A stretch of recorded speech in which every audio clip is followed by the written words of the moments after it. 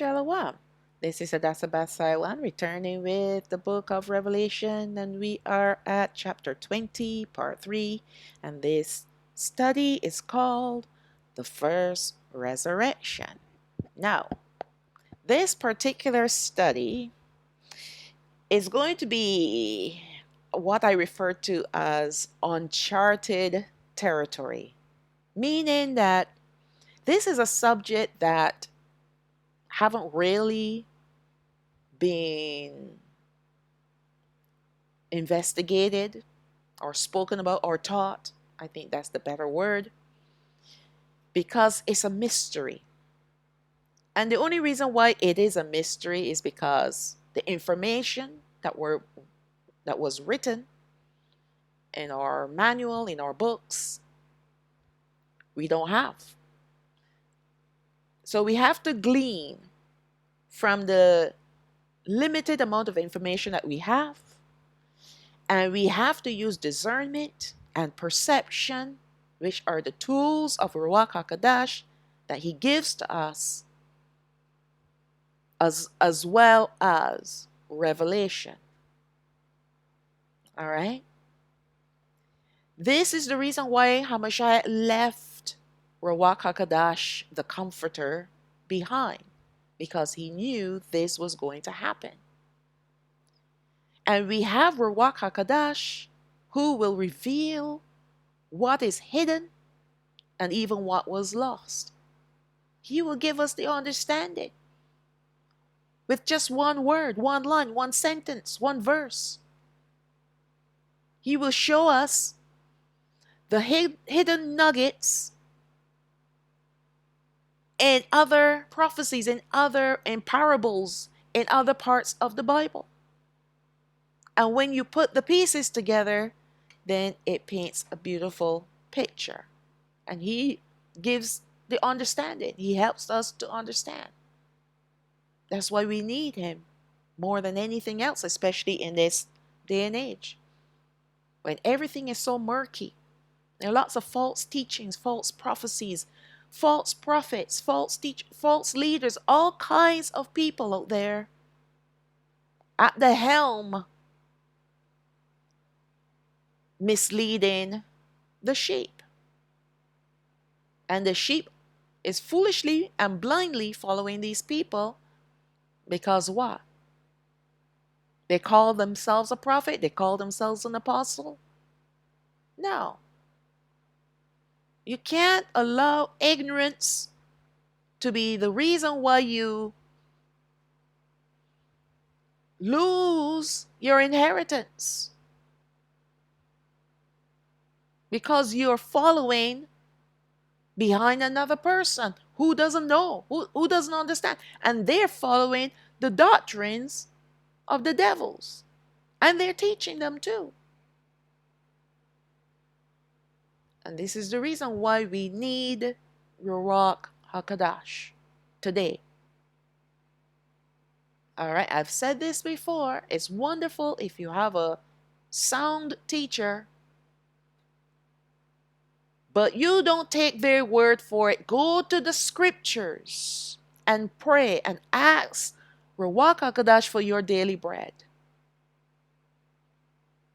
All right, so these are uncharted waters that we're going to get into, but that's okay. Some may disagree, some may agree, it doesn't matter. All right, so we're going to look at the first resurrection, and we're going to spend the entire study in this subject: what happens after death. Now we're closing in on the soon glorious time when we will be living in the presence of Alahayam forever. But first, we must fulfill the prophecy of the millennial reign of Hamashiach and the prophecy of our multiplication during this time. So the prophecy of our multiplication was given to Abraham, Yitzhak, and Yaakov, that we will be as the stars in heaven or as the sand on the seashore. You can look around today and say, well, hey, we have multiplied. We have spread to the four corners of the earth. But when you look at the ratio of our numbers compared to the Gentiles, we're a minority. And I've used this as an example, and this is just an example. Let's use these numbers as an example. If there are 8 billion people in this world, let's say conservatively we are 1 billion people. 1 billion, and I'm including the Northern Kingdom, even though they're not awakened, but I'm just saying 1 billion of the 12 tribes scattered on this earth. How many would be the Gentiles? 7 billion, because 1 from 8 leaves 7. So we will still be a minority regardless. And the Gentile nations will be the majority. When Alahayam said to Abraham, our forefather, that I will make your seed as the sand on the seashore, he meant that we will become the majority on the earth. So flip that around. From the millennial age and onward, we will be multiplying. Now, before I jump into that, I also have to say, yes, 1 billion of our brethren, but how many of those are righteous? Only a remnant. That's why the remnant now needs to multiply during the 1,000-year reign and beyond. During the 1,000-year reign, not beyond, because after the 1,000 years, that's it. It's finished. Multiplication is completed. So the 12 tribes will become the majority, and I'm using these numbers as an example. There were 7 billion Gentiles on the earth before the millennial reign. After the millennial reign, then there will be 7 billion of the 12 tribes, and that is not even inclusive of those who were risen in the first resurrection. I'm talking strictly of the ones that have multiplied. So imagine our numbers. And then the minority will be the Gentiles. Even though they have multiplied, remember they're going to go to war. Many of them are going to go to war against us at the war of Gog and Magog. And this is after the 1,000-year reign. All right? And who is left of them? They will be the minority. All right? And that's how Alahayam is going to fulfill this prophecy of multiplication. We will be the majority on the earth, and they will be the minority. Let's read on. But even before the start of the millennial reign, we see yet another event taking place, and that is the judgment of righteousness given to the saints who had died. We have learned in the previous last two studies that the great multitude before the throne will be the northern kingdom brethren. These were the martyrs who had received harps and sang their songs of victory. Then they were shown to Yawachanan a second time, but this time they received their white robes and palms in their hands. Now I'm reading this as if this event has already taken place, but we know that this is set in the future. It has not yet taken place, but I'm doing it in the sequence of events according to the studies, okay? Now all of the saints that have died have their white robes, and now we have this event taking place. Let us look at this third event taking place in heaven. So yes, every one of our brethren who died in righteousness will receive their white robes. Revelation chapter 20, verse 13. And I saw thrones, and they sat upon them, and judgment was given unto them. And I saw the souls of them that were beheaded for the witness of Yahushua and for the word of Alahayam, and who had not worshipped the beast, neither his image, neither had received his mark upon their foreheads or in their hands. And they lived and reigned with Hamashiach 1,000 years. We are going to remain in this particular verse for a little while, okay?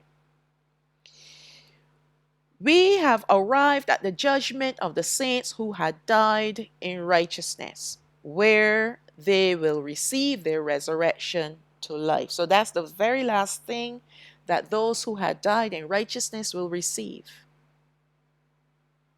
Judging by the words in the verses, we can see the evidence of an even more expanded group of people. Yahushua does not expound on this, meaning he does not say this. However, by reading the words of this prophecy, we can perceive this through the revelation of Ruach HaKodesh. It is funny that you can read a sentence and glaze over it until Ruach HaKodesh brings you back to the sentence and gives you a revelation that you never even understood before, until now, until when he brings it to your attention.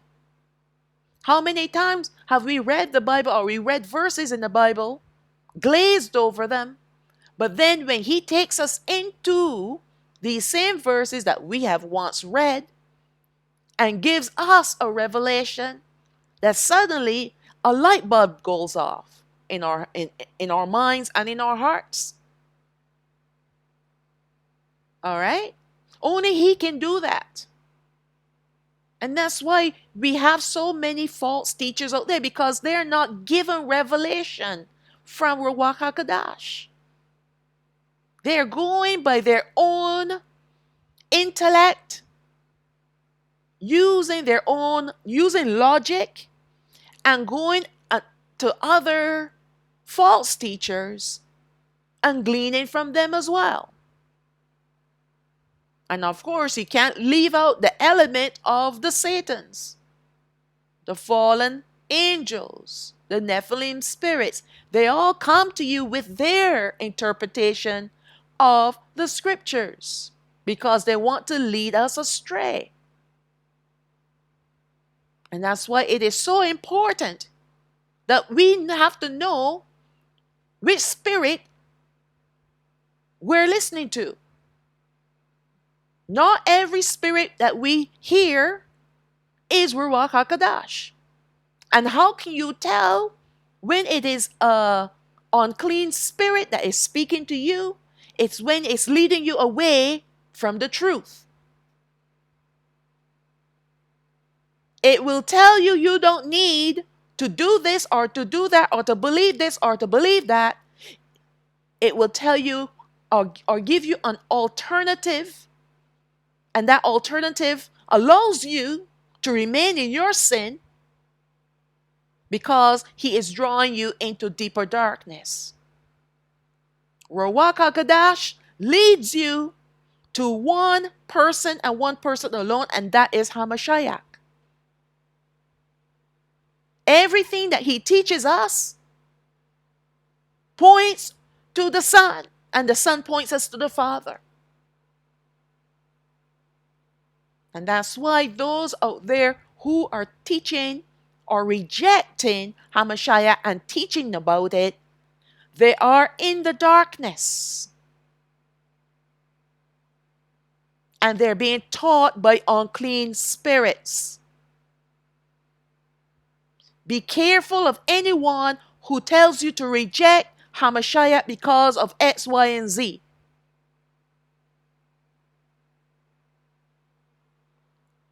Reject them. Do not reject the Son. He is our only path to the Father. All right, let's go on because this is a pretty big study. All right. Now this will be the time when all of the righteous saints will receive their rewards, not only the northern kingdom martyrs, but all who had died in righteousness and are of our lineage, reaching all the way back to Adam and Hawa. Now, the 12 tribes only became the 12 tribes after the 12 sons of Yaakov were born, and they too multiplied. That's when the 12 tribes came into existence. Before the 12 sons of Yaakov, there were no tribes. But there was a lineage, and there is a lineage. That lineage, you go back from Yaakov to Yitzhak, who was his father, and from Yitzhak to Abraham, and from Abraham, it points you all the way to Adam and Hawa. You have Sawaf, Chabal, and Adam and Hawa. And you know there's some in between there. They're the ones who are of our lineage. They are not of the tribes. The tribes came later. Now we know that this is true because there's no other event shown in the scriptures besides this time where all of our righteous forefathers, besides the martyrs, will receive their just reward of resurrection to life, which is the first resurrection. There's only one event where there's the first resurrection. And why would he only bring or return the martyrs to the earth? How about Abraham and Yitzhak and Sarah? How about all of those ones? They have to come back. Because there's no other event written down that I've seen that is set for them. Another resurrection to life for them to come back. This is it. When all of our lineage that have passed on and they passed on in righteousness will receive their just reward of resurrection to life. This is it. All of them. Okay? And that's why I'm saying you have to use perception. And that perception and revelation will come from Ruach HaKodesh. All of our righteous brethren waiting in paradise or in the throne room, even speaking about the southern kingdom, which is under the altar, they're the martyrs as well. And he doesn't mention them, but we know that they are going to be inclusive of this group here receiving their just reward of resurrection to life. So in the throne room have been waiting patiently all these generations for such an occasion. They've been waiting to be returned to the earth, to live and reign with Hamashiach from that time and forever. This will be the time for them to receive the ultimate of rewards, and that is the resurrection to life. So let's look deeper at this. The resurrection to life will be a time when all of our forefathers, our righteous forefathers, and those of our lineage, going all the way back to Adam and Hawa, will be reunited with their physical bodies. That's what the resurrection to life is. Your physical body dies, goes into the ground. That's where it's supposed to go. Some of our people that were martyred, they were burnt. But Alahayam can raise them up, regardless where the bodies end up. So the physical bodies that we once had and our spirits which are with him, which will be with him, rather in paradise or under the altar or before the throne room, or before the throne, that's our spirits need to reconnect with our bodies. And I will give you examples of all of this. This is what the resurrection to life is. So we will have physical bodies. And this is with the exception of two, who is Hanawat and Alahayam, because when they died, they were resurrected to life. Let's read on. They were already resurrected to life, and this is at this point of time that we're looking at this event, okay? But return to heaven to wait for this moment when they will join in one accord with all of the saints of Alahayam. So remember, there were the two witnesses that came down. Before they came down, there were the two people that were taken up to heaven in the chariots. Then they came back to be the two witnesses to preach judgment on the earth, and they were destroyed by the beast empire, number 8. And after 3.5 days, then the spirit of Alahayam entered into them and caused them to be raised up on their feet. So their bodies did not remain on the earth and their spirits went up to heaven. No, they were resurrected to life. They're the only two people at this point of time besides Hamashiach who were resurrected to life. So they went back to heaven, waiting for this event where they can join. Although they have their physical bodies, they now are waiting to join in with everyone who will receive their physical bodies and come back to the earth.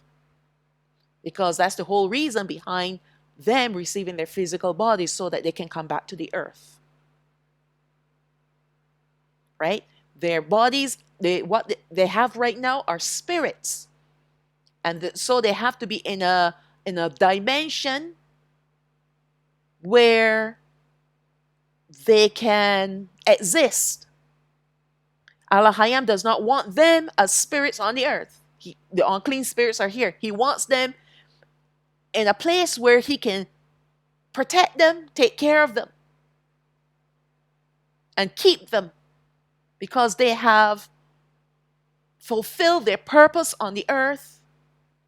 And part of their reward after they died is to rest, either in paradise or in the throne room. This is a reward. It's not a reward to come back to the earth as a spirit. No, that's not a reward. That's punishment. Because when they're with him, they're in glory. All right? So they're waiting to come back with the saints and live and reign with Hamashiach. The word thrones signifies to us that this is the moment where they will receive their crown of life, which is the resurrection to life. So we keep hearing about the crown of life. This is what the crown of life is, the resurrection to life. And that's why he puts them on the throne, because now they're royalty. They're becoming his royal priesthood, because we know that the martyrs will be his priests and ministers in his tabernacle day and night, meaning forever, continuously. All right? Therefore, all of our lineage, our righteous brethren, must receive this glorious reward at this point of time. Within Revelation chapter 20, verse 13, Yahuwahanan described the other groups that we have been looking for. And when I say other groups, I'm talking about those that are not part of the Northern Kingdom martyrs, meaning those that were of the Southern Kingdom martyrs and those who existed before, who died before Hamashiach came on the earth. They died in righteousness. So let us look at these individual groups for understanding. So it starts off with, and I saw the souls of them that were beheaded for the witness of Yahuwah. So in order to be a witness of Yahuwah, he had to have come on the earth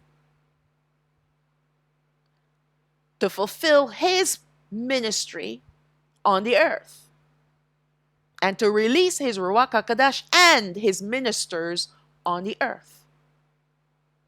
This group of our brethren were killed and martyred after Hamashiach was living on the earth. Why? Because they were killed, they were martyred for being his witness, for preaching the good news.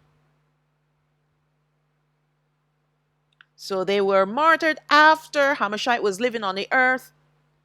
This kind of martyrdom would start with the southern kingdom,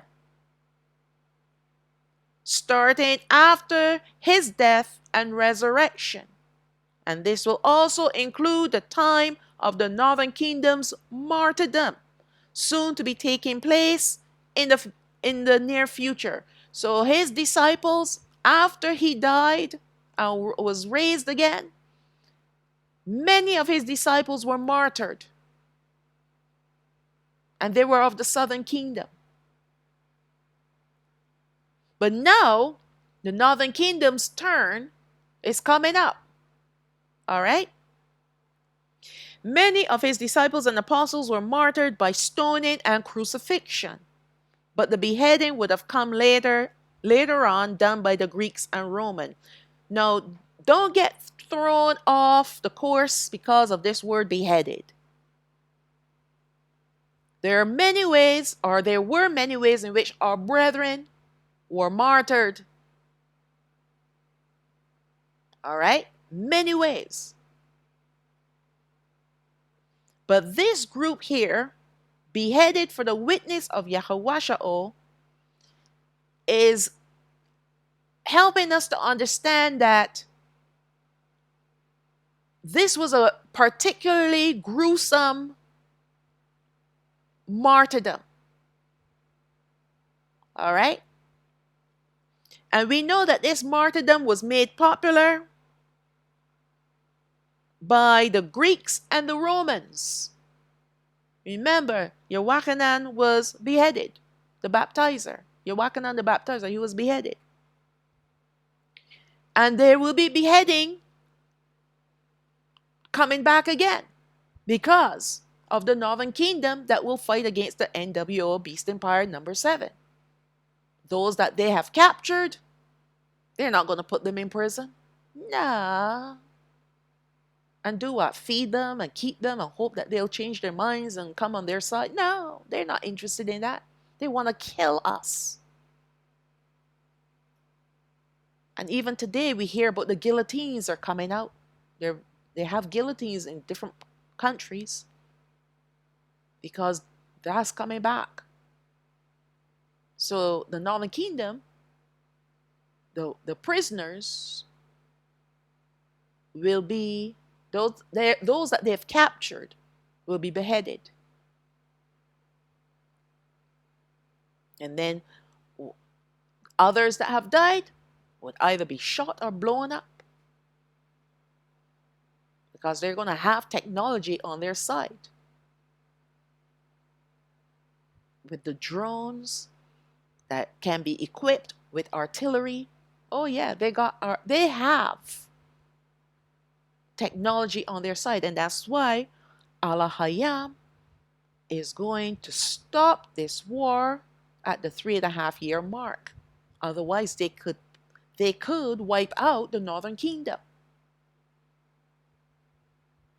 And when that great earthquake comes, it will paralyze this empire because the technology will be destroyed. Okay?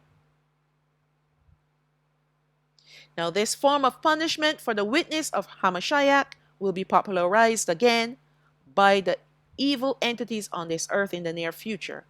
It will be the northern kingdom that will endure this form of slaughter.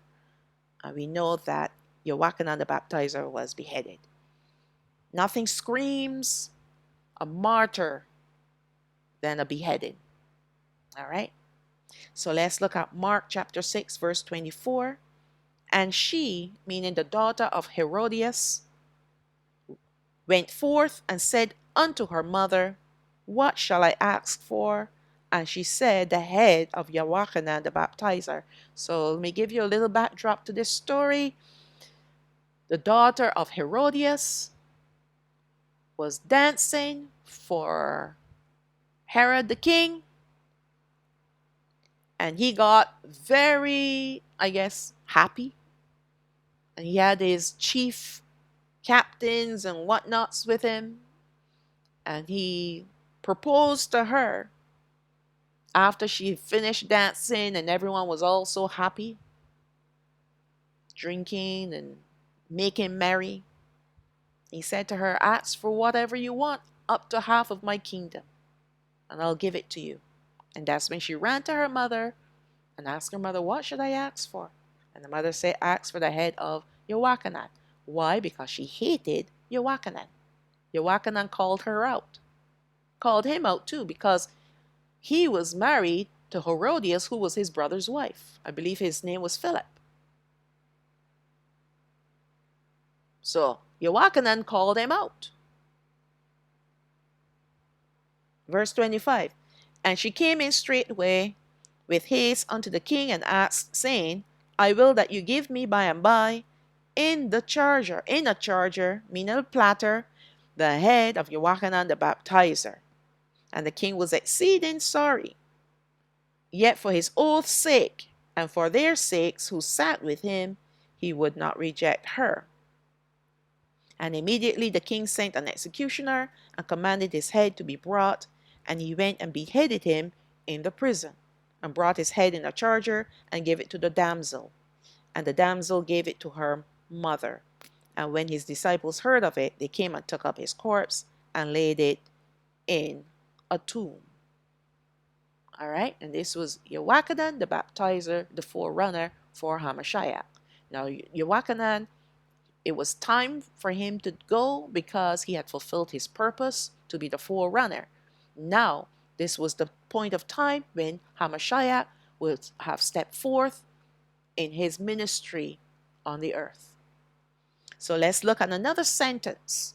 And for the word of Alahayam.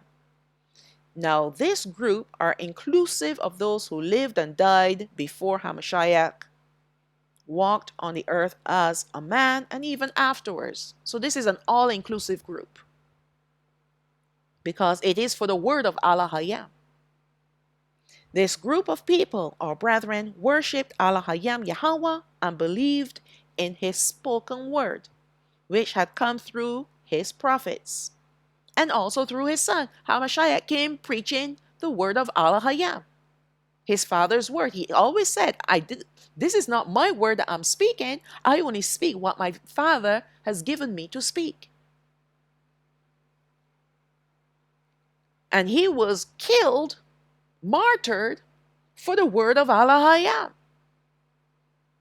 even though he was not preaching any false doctrines like some of the other people were. All right? And they couldn't find a cause to convict him. And so they came with lies, and even the lies couldn't hold water until finally they pressed and pressed and pressed the governor and told him, listen, this man is a troublemaker and he's going to threaten your king. He's speaking to the Roman, Pilate. And Pilate said, you know what? I don't really want anything to do with this. I'll put it before the people. Let the people choose who they want to live. We have two prisoners here, Barabbas and Yahawasha'o. And we know how the story goes, okay? But it was also time for Hamashiach to go. He came and he fulfilled his purpose. So this group of people, our brethren, worshipped Alahayam, Yahweh, and believed in his spoken word, which had come through his prophets and also through his son. Some of these ones would have gone to sleep with their fathers, meaning that they died of old age and or an illness. That's when they're not martyrs. They weren't killed for their testimony, but they died in righteousness because they still had the word of Alahayam. This group would also include those who were martyred by their own brethren, like the prophets, and by those who warred against them, besieging them, and even enslaving them. So when we go back in history and we look at all the prophets that were killed by their own brethren, meaning us, we killed our own prophets. That's what made Alahayam so angry with us. He sent the prophets to try to bring us back to the light. And instead of listening to the prophets, we stoned them. We killed them. All right? And those ones, we're looking at even this, they were prophets before Hamashiach, of course.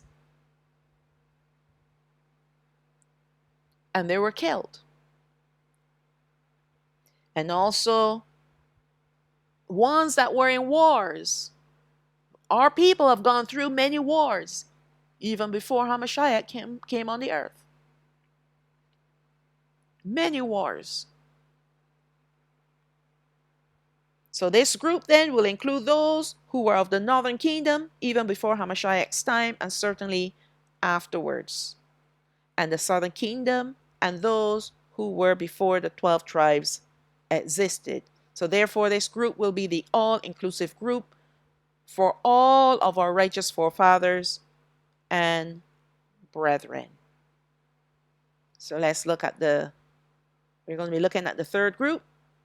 We have to acknowledge that beheading was not and will not be the only way in which our righteous brethren were and will be killed.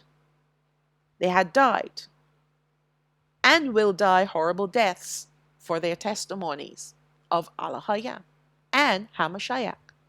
In this day and age, it will be the testimony of Hamashiach.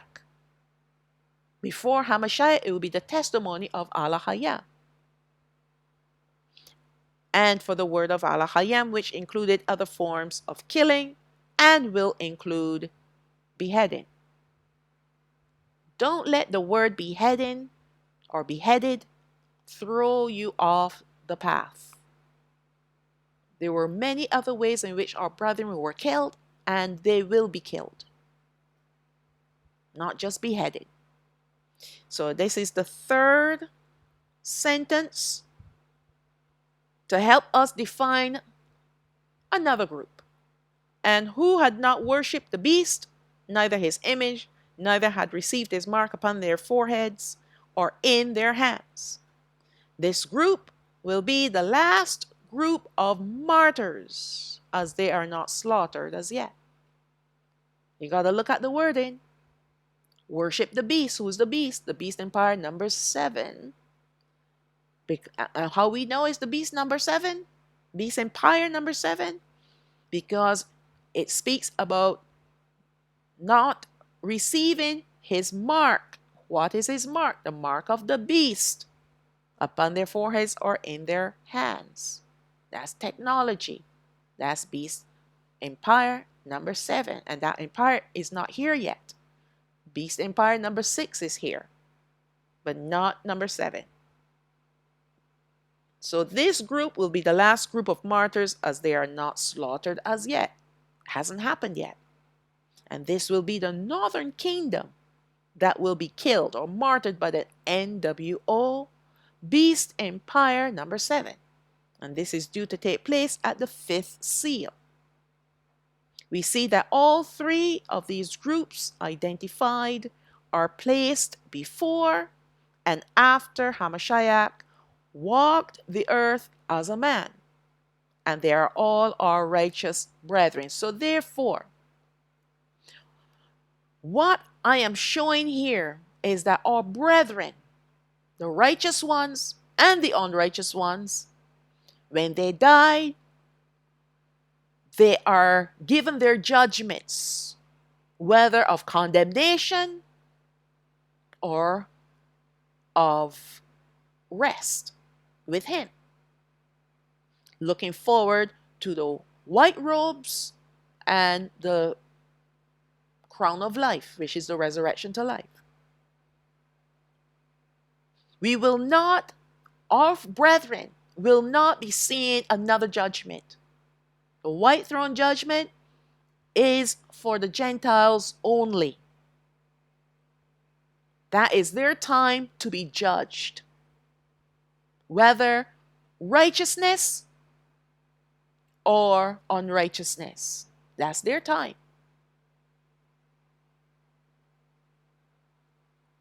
So let's look at verse 14 and 15. I thought verse 13 was the only verses that I will be looking at, but I was wrong. My apologies. So this is verse 14 and 15, and this is the one that we're also going to spend some time in as well.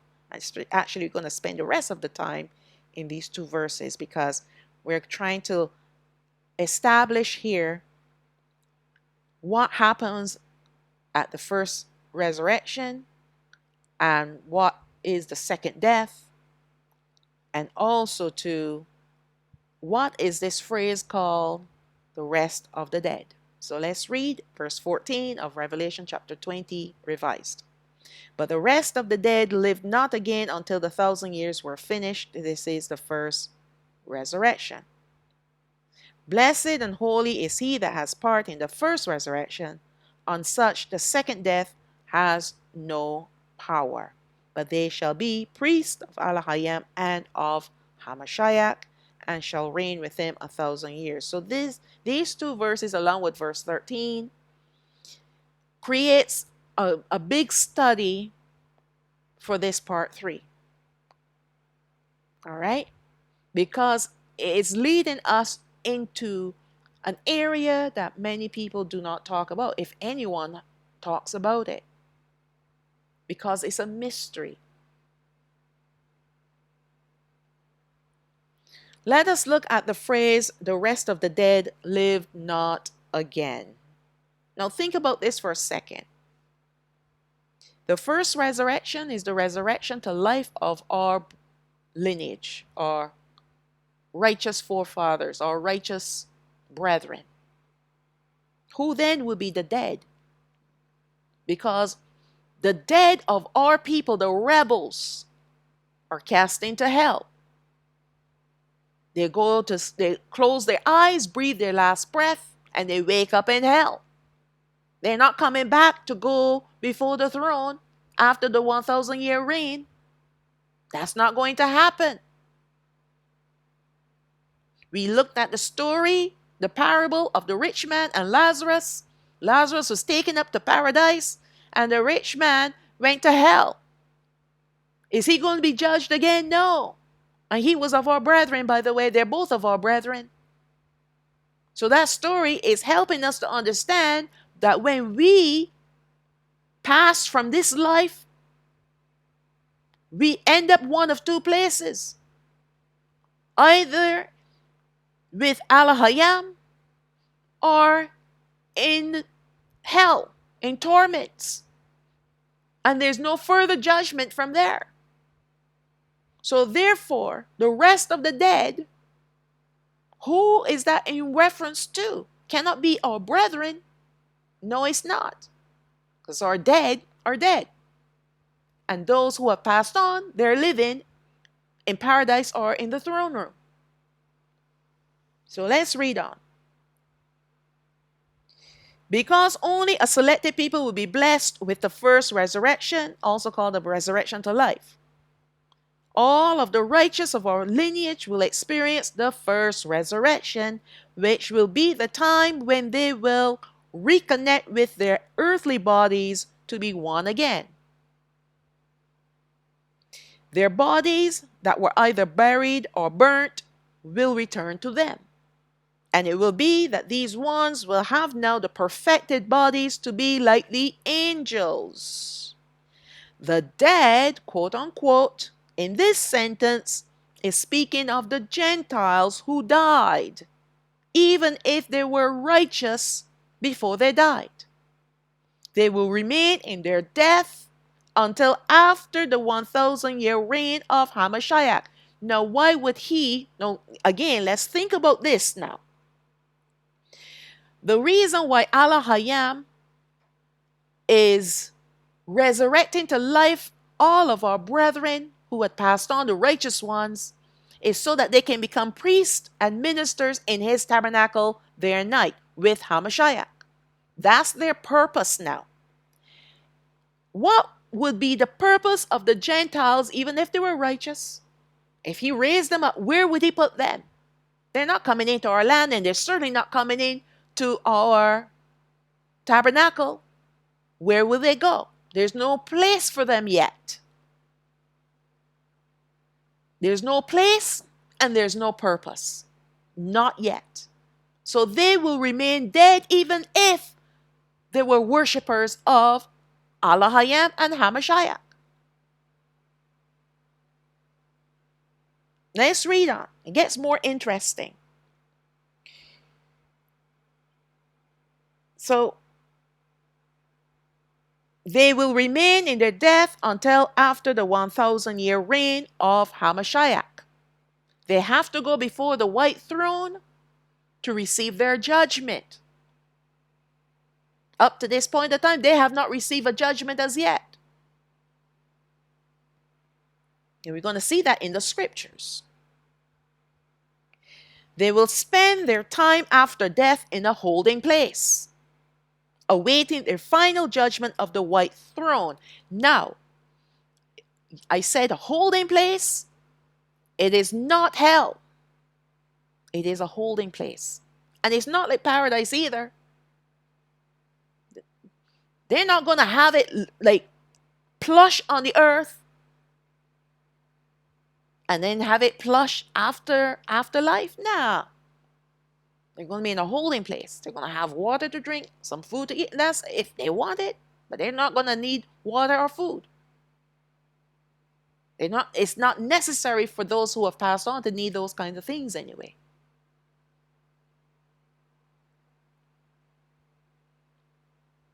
But they will be in a holding place. All right? They will be in a holding place. What that holding place will be like, I don't know. But I know they're not going to paradise and they're not going to the throne room. That is reserved only for our lineage. They had rule on this earth for generations. And if they didn't have it good, their forefathers had it good. And we suffered. All right? So they're going to get the bare minimum in this holding place. All right. So they're going to be waiting for their final judgment.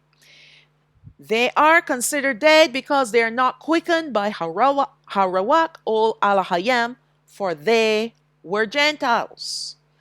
Harawak ol Alahayam is given only to the brethren, to the righteous brethren. And when I said Rawak ol Alahayam, I'm talking about the quickening spirit. Let me pause here because I know I have to do a study. I said it in one of my lessons. I'm going to do this study called the 3 baptisms. There are 3 baptisms that we must receive in order to find the path of life. This is baptism of water, the baptism of Ruach HaKadash, and the baptism of fire. The baptism of fire is reserved only for the brethren, those of Yashra'al, the righteous ones. Reason why is because we are the ministers, not the Gentiles. We are the ministers. So when we receive the power from on high,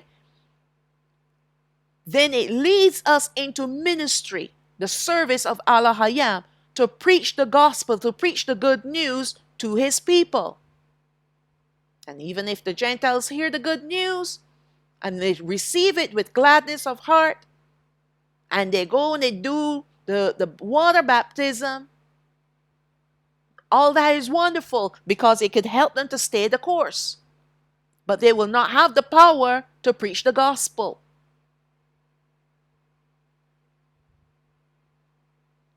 Alahayam has selected only his people of Yashwa'al to receive his fire, his power.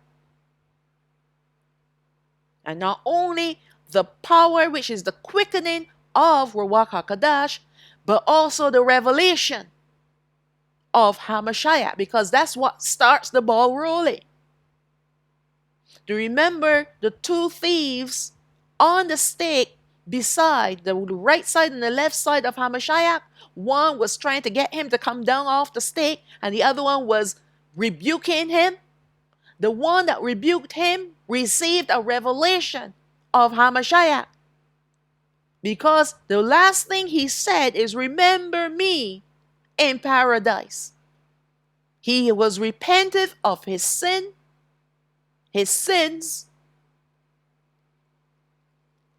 and he received, and because he was repentant, he received from Ruach HaKodesh while he was hanging there on the stake a revelation of Hamashiach as the son of Alahayam. The other thief was possessed by a devil, whereas this one was now given a revelation, and not only a revelation, but a quickening. Because that's what happens when you have a revelation of Hamashiach. It happens to us, our people, even today. That's why there are people out there preaching false doctrines, because they don't have a revelation of Hamashiach. Therefore, they don't have the quickening of his spirit.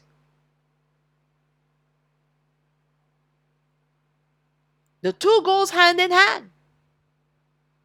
And that's why I said anyone that rejects Hamashiach, they are not quickened by Ruach HaKodesh, therefore they have no power. And on top of that, they're deceived. They're deceived. And this is what the Gentiles lack. And that's why he calls them dead. Because without the quickening power of Ruach HaKodesh, the revelation of Hamashiach, you will remain spiritually dead.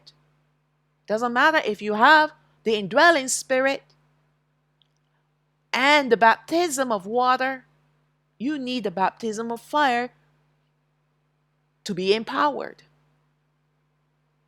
to be awakened, to be made alive.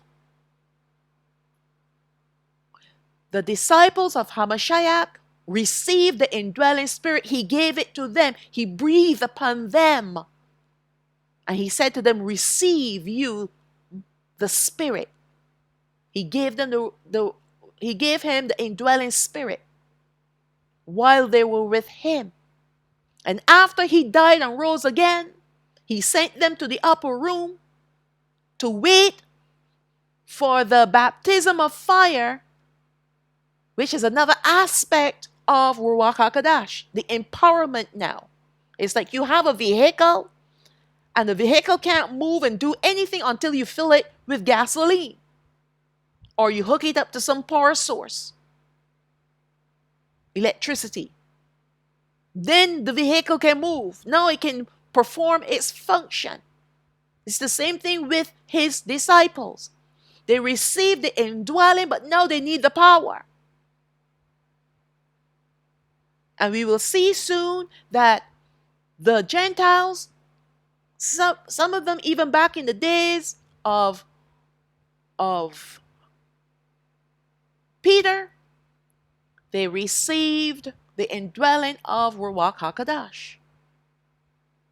But they lacked the power, the quickening. So therefore, they're still dead. Even our own brethren today,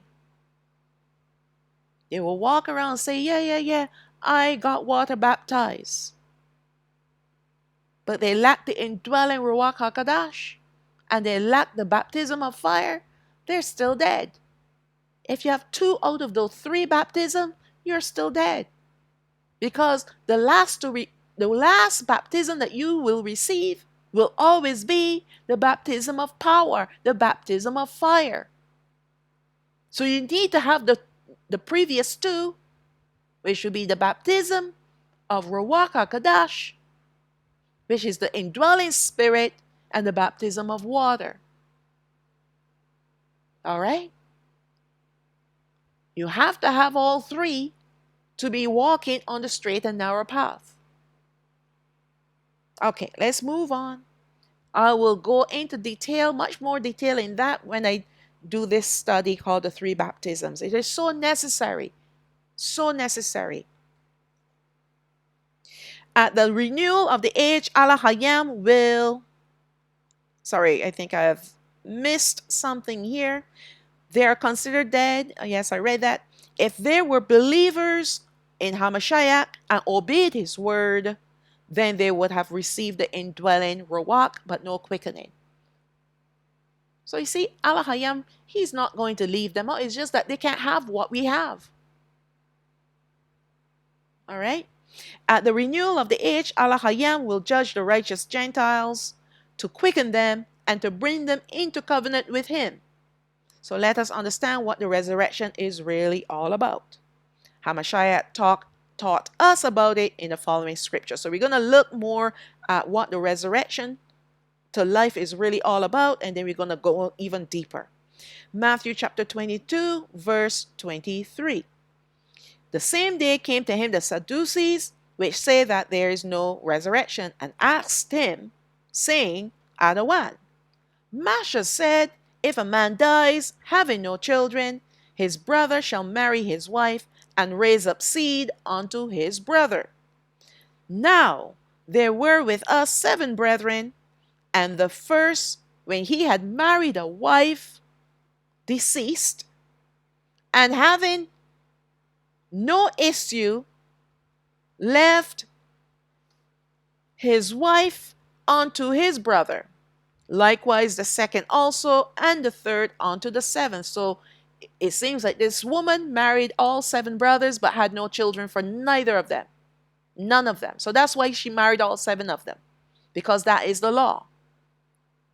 All right, that was the law. The law was that when a woman married a man and he died and they had no children, she is to marry his brother to raise up seed for her previous husband, her dead husband. And this all has to do with property and inheritance. All right, to make sure that everyone had their inheritance that was promised to them from Alahayam. And also to give place for the fallen or for the dead husband through seed. All right, through seed that came from his brethren. So it seems that this woman married all 7 and had no children from any of them. Verse 27, and last of all the woman died also. Therefore in the resurrection, whose wife shall she be of the 7? So she died, and then there's the resurrection to life. And they're asking, out of all the 7 husbands, who would she be the wife to? Yahawasha'o answered and said unto them, you do err, not knowing the scriptures, nor the power of Alahayam. And that's what happens when you are a false teacher. You may have the profoundness of speech when it comes to reciting. I think the word profoundness is incorrect. It's not profoundness. You might be able to speak, recite the scriptures, the law, the commandments, without having an understanding of them. And we've seen that in many different people. where they can preach to you about whatever it is in the scriptures, but it is out of context. It is out of context because they do not have an understanding of what they're teaching and preaching about. And that's why Hamashiach is saying here to the religious leaders of his day, you're in error. And you don't know the scriptures.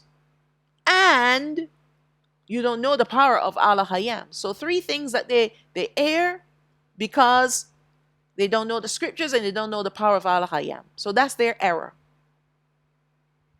And that's our error today. Not knowing the scriptures, nor the power of Alahayam.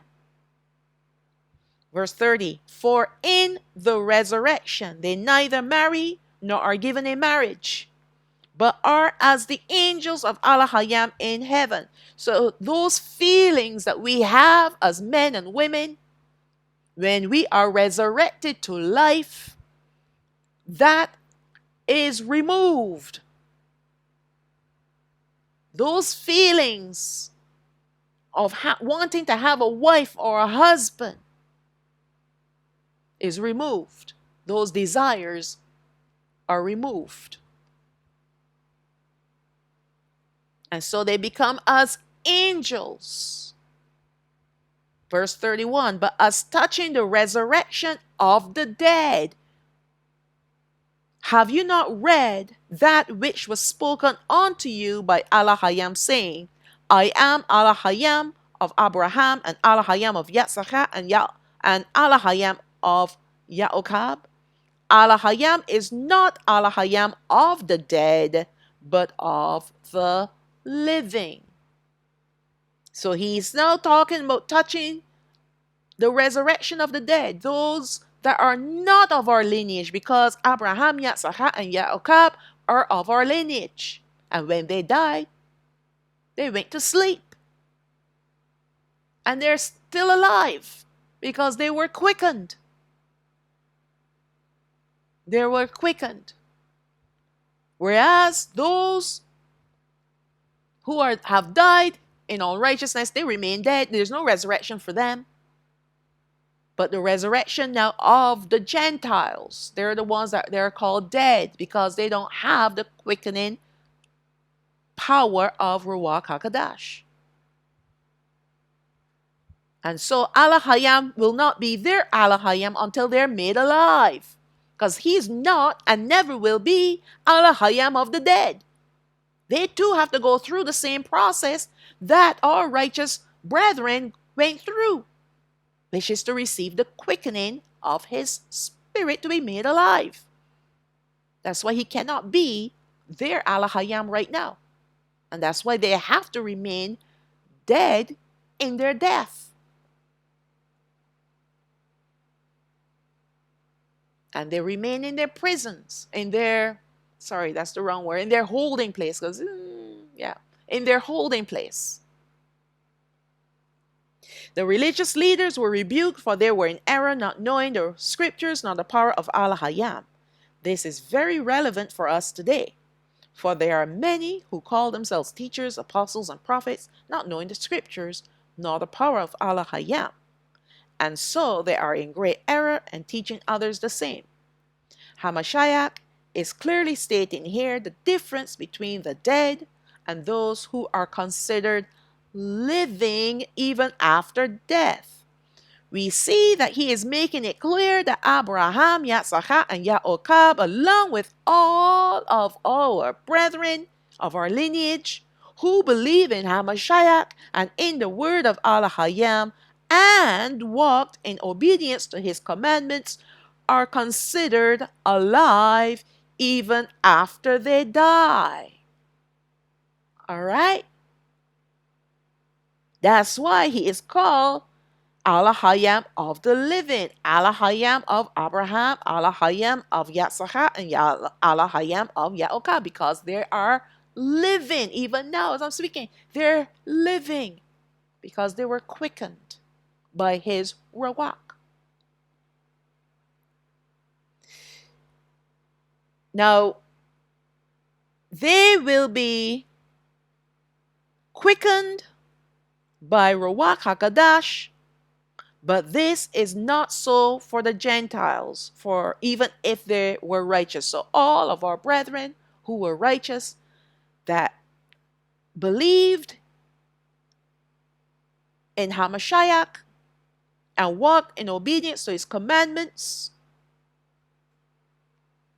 they will be quickened. But this will not be so for the Gentiles, even if they were righteous. Now, I'm going to look at this maybe in the next slide, but I will say it now because you may wonder, okay, what about those that died before Hamashiach, before he walked on the earth? How would they be believers in Hamashiach?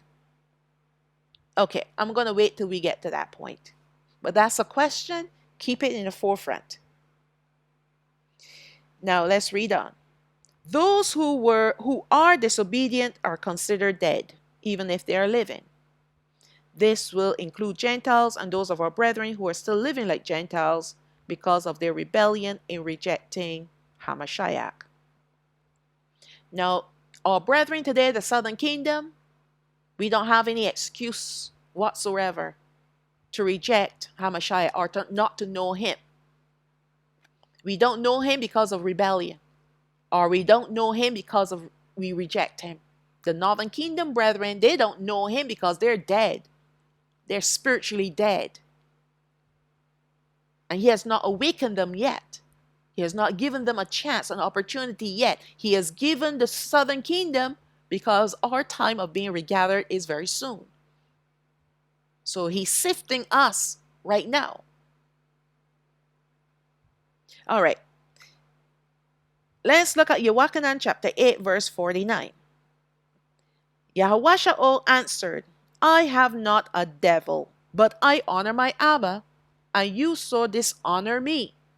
And I seek not my own glory. There is one who seeks and judges. Verily, verily, I say unto you, if a man keep my saying, he shall never see death. Now, do you see it? If you keep his commandments and you walk in them, even though you die physical death, you will become alive when you close your eyes. You will go to sleep and then you'll wake up and you'll be alive because you have already been quickened by Ruach HaKadosh. So even before you die, you're still living. When you die, you're still living. This is a mystery. And this is the reason why he says to us that we're not supposed to fear death. And we're not supposed to fear death because when we close our eyes and this physical body goes to sleep, our spirit is alive and with him. All right. Verse 52. Then said the Jews unto him, now we know that you have a devil. Abraham is dead, and the prophets. And you say, if a man keep my saying, he shall never taste of death. Are you greater than our father Abraham, who is dead? They keep repeating this. Abraham is dead. Abraham is dead. Why do you think they're doing that? Because they're dead. They cannot receive the concept and the precept of life after death, of the quickening of Ruach HaKadosh. They can't conceive that because they are spiritually dead. And that's why when Hamashiach came with the word of Alahayam to teach them, they rejected him and they rejected his words because they were dead. He said, I am not Alahayam of the dead, but of the living. All right. And the prophets are dead Whom, let me read that again. Are you greater than our father Abraham, who is dead, and the prophets are dead? Sorry, let me read that again. Are you greater than our father Abraham, who is dead, and the prophets are dead? Whom make you yourself? Yahweh answered, if I honor myself, my honor is nothing. It is my Abba who honors me, of whom you say that he is your Alahayam. Yet you have not known him, but I know him, and if I should say I know him not, I shall be a liar like unto you. But I know him, and keep his saying. Verse 56, your Abba Abraham rejoiced to see my day, and he saw it and was glad. Then said the Jews unto him, you are not yet 50 years old, and have you seen Abraham? Yahweh said unto them, verily, verily, I say unto you, before Abraham was, I am. He is ever present. He was always ever present. The Jewish leaders of Hamashiach's time did not understand the scriptures.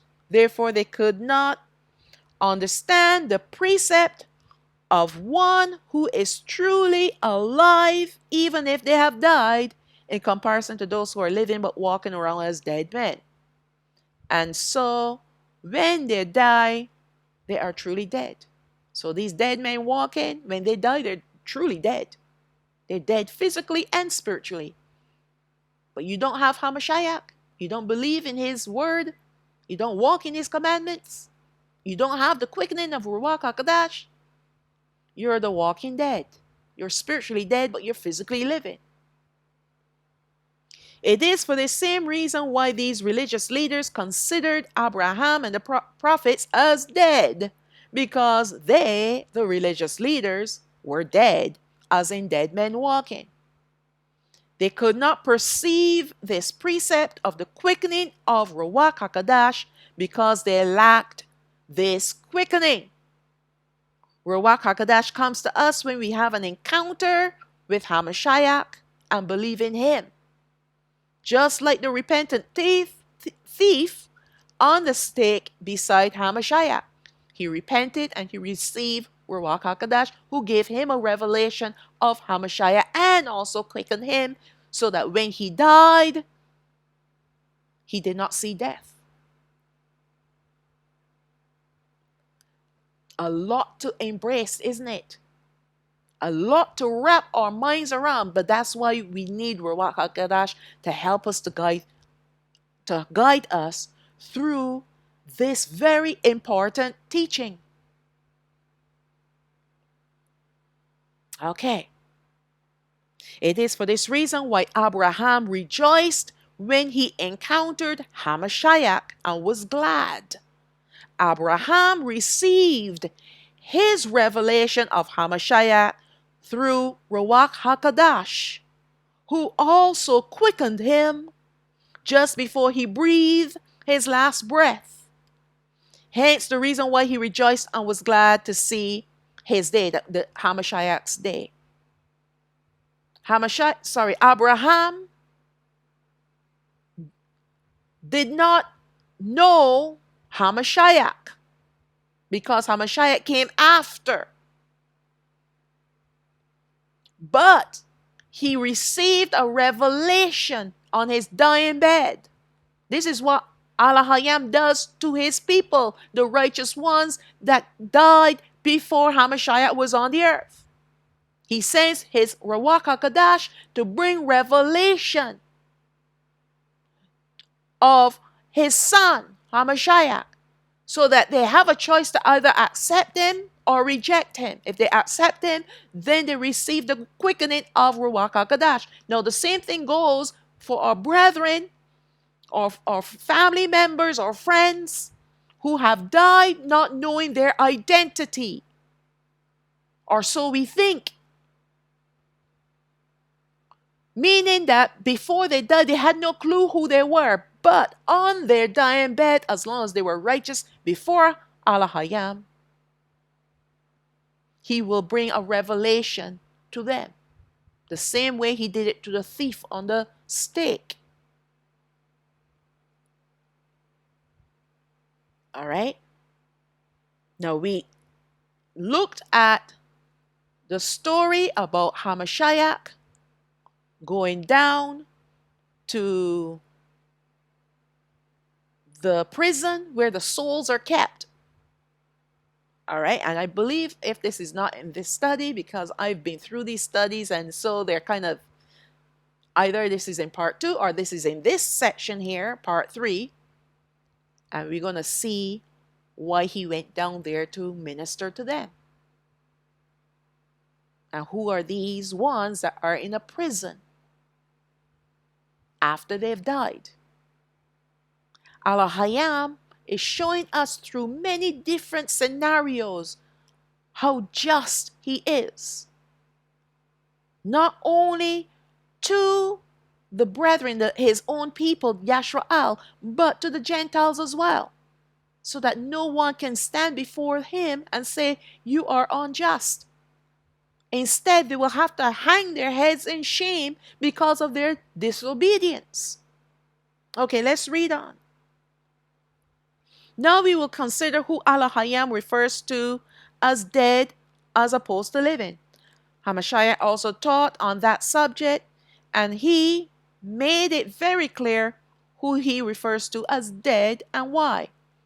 When we believe in Hamashiach, several things take place. Our filthy garments are washed in his blood to be white, and now we are robed in his righteousness. Now, when I'm talking about our garments, I'm talking about our spiritual garments. They're spotted, they're wrinkled, they're filthy because of unrighteousness and self-righteousness. But when we believe in Hamashiach and we truly believe in him, now our robes, these same garments, are washed in his blood and made white. And now we are wearing the robe of righteousness, and that's why we can go before Alahayam Yahweh, before his throne of grace, and make our requests be known. Okay, let's think about what I've said before about those who have passed on, receive their white robes. Now, these white robes are actual robes. They're actual robes. But the ones that we have to receive here on the earth are our spiritual robes. And why we need this robe of righteousness is to cover us, because we are filled with a sin nature that Alahayam hates. So when we are cloaked in the righteousness of Hamashiach, we are wearing his robe, the robe of righteousness. And now the Father can look upon us and his wrath is rolled away from us. That's why I'm saying you reject Hamashiach, you are going to incur the wrath of Alahayam upon yourself.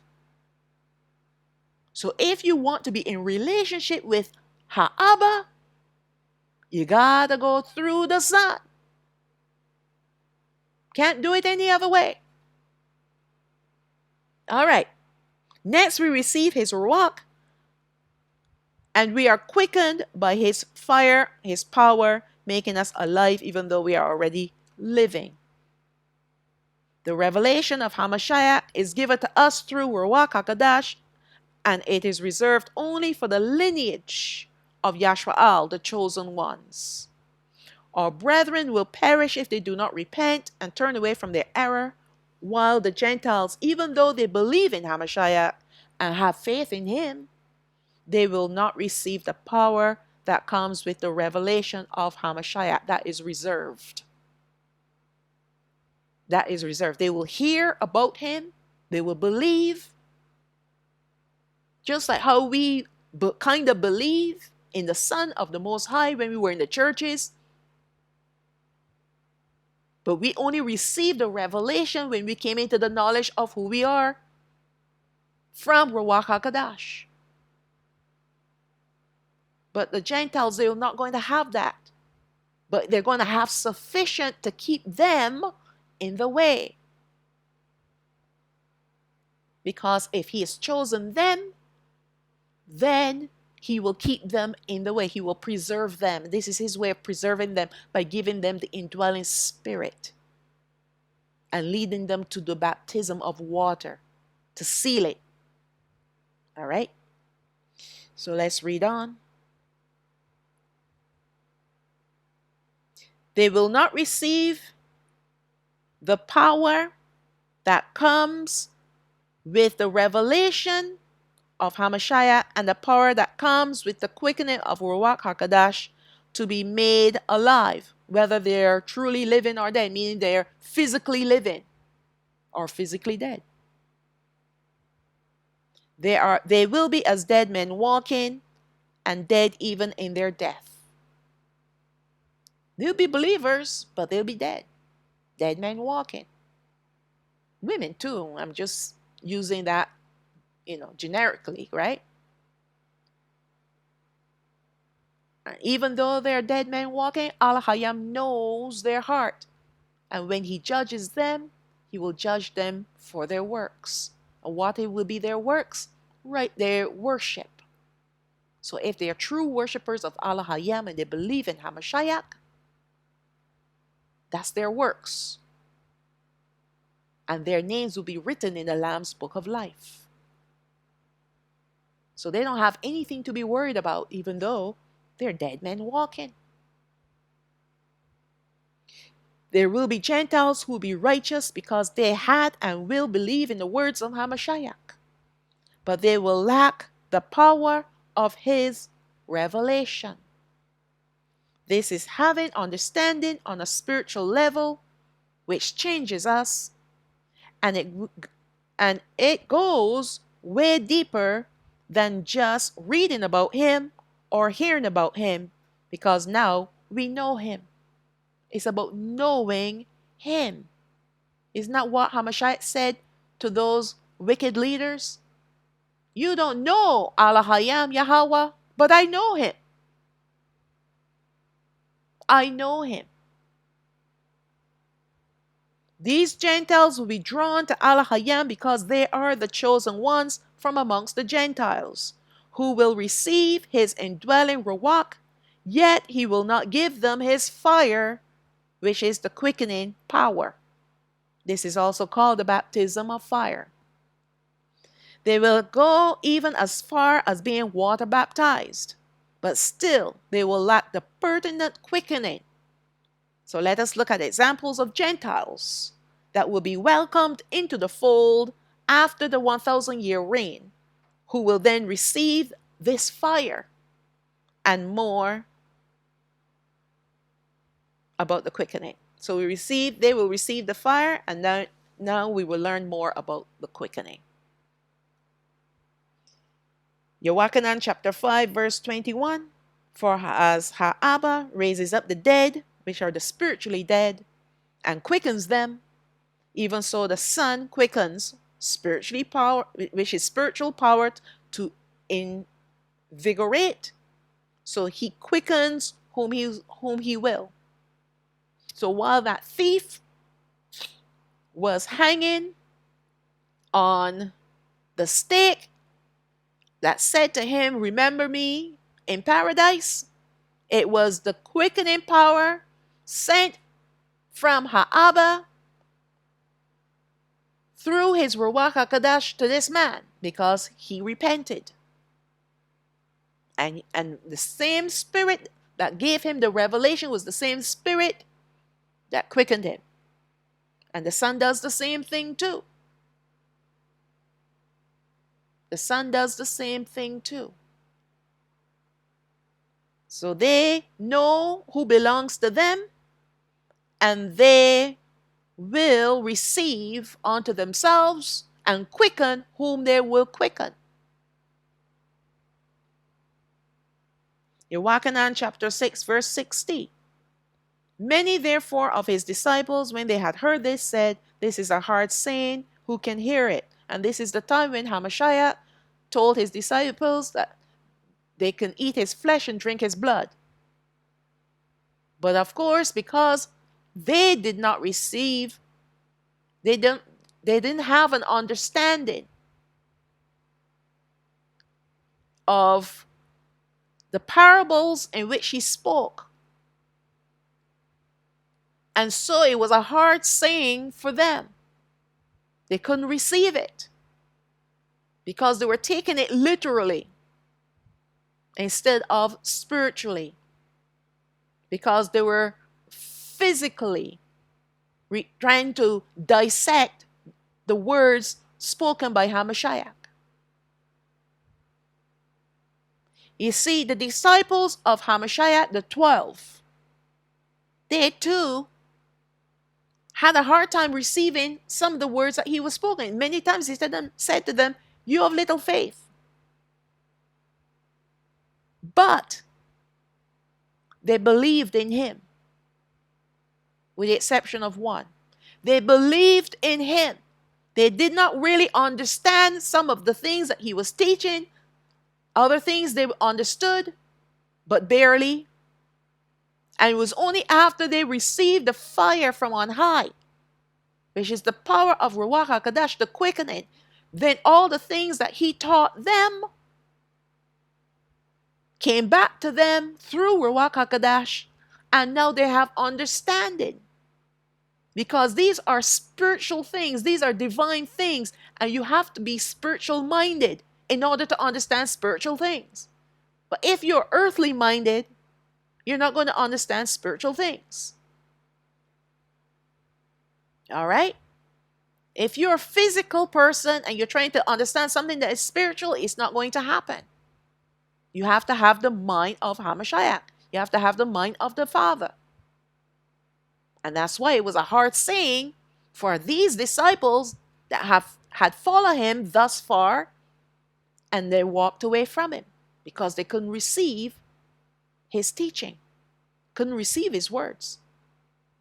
The words came looking for good ground, and the ground was hard. The word couldn't penetrate. All right? Verse 61. When Yahushua knew in himself that his disciples murmured at it, he said unto them, "Does this offend you? What if you shall see the Son of Man ascend up where he was before? It is Ruach that quickens. The flesh profits nothing." So what he's saying, explaining to them, they need Ruach HaKadosh to quicken them so that they can understand what he's saying, so that they can understand the concepts, the precepts that he was teaching. Because your natural man, your flesh, cannot comprehend it. And so it profits you nothing.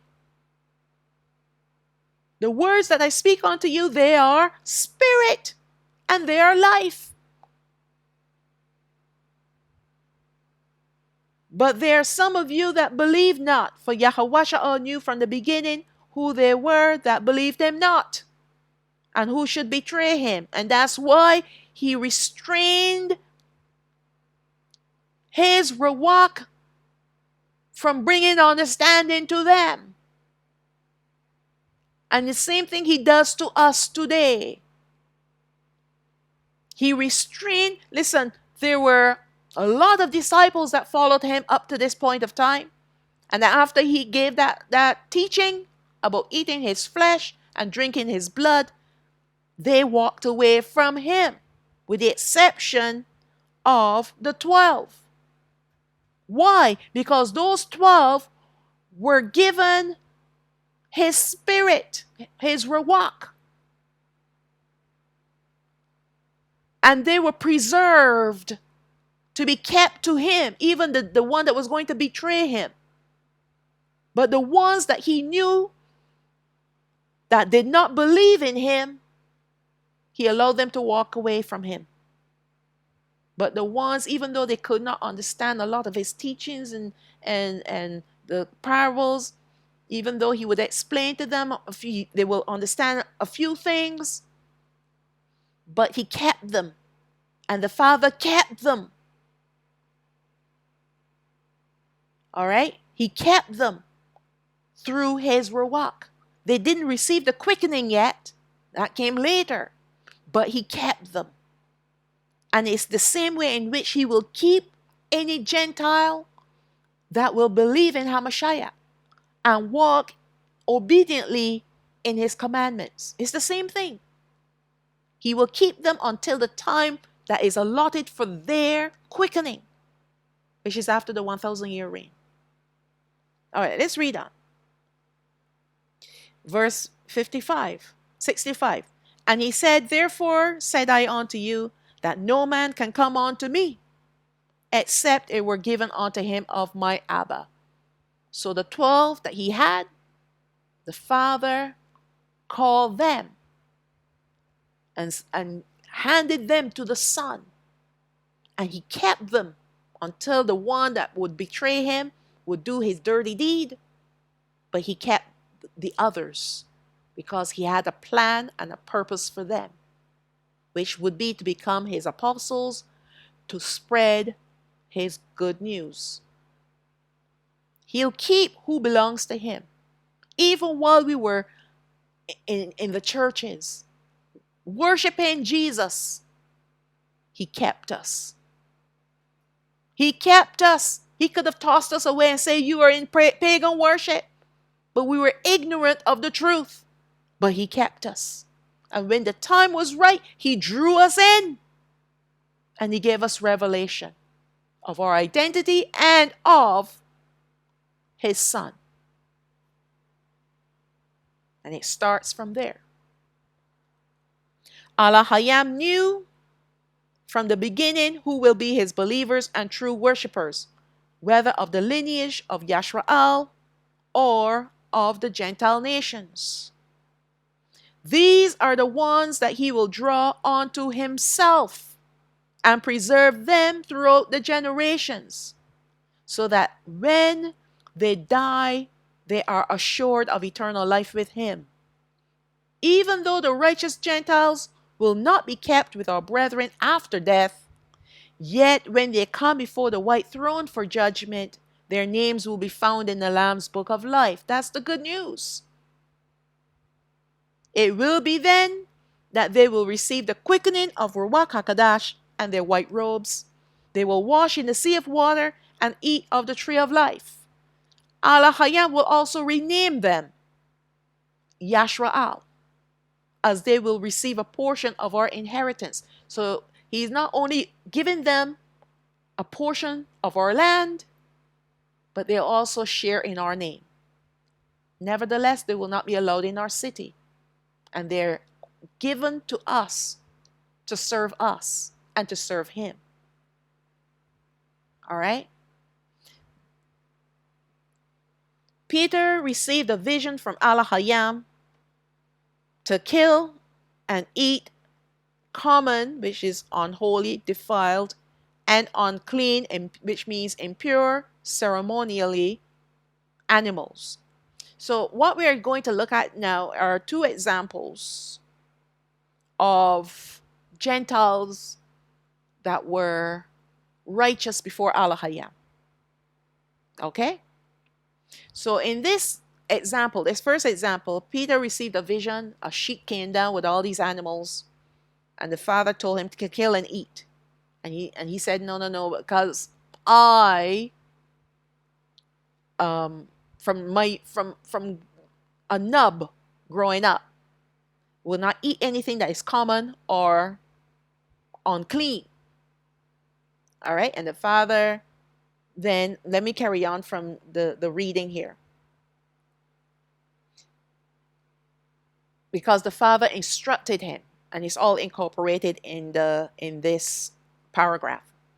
However, this vision was to prepare Peter, who was devout. He was a devout believer in Hamashiach. And he walked in the commandments.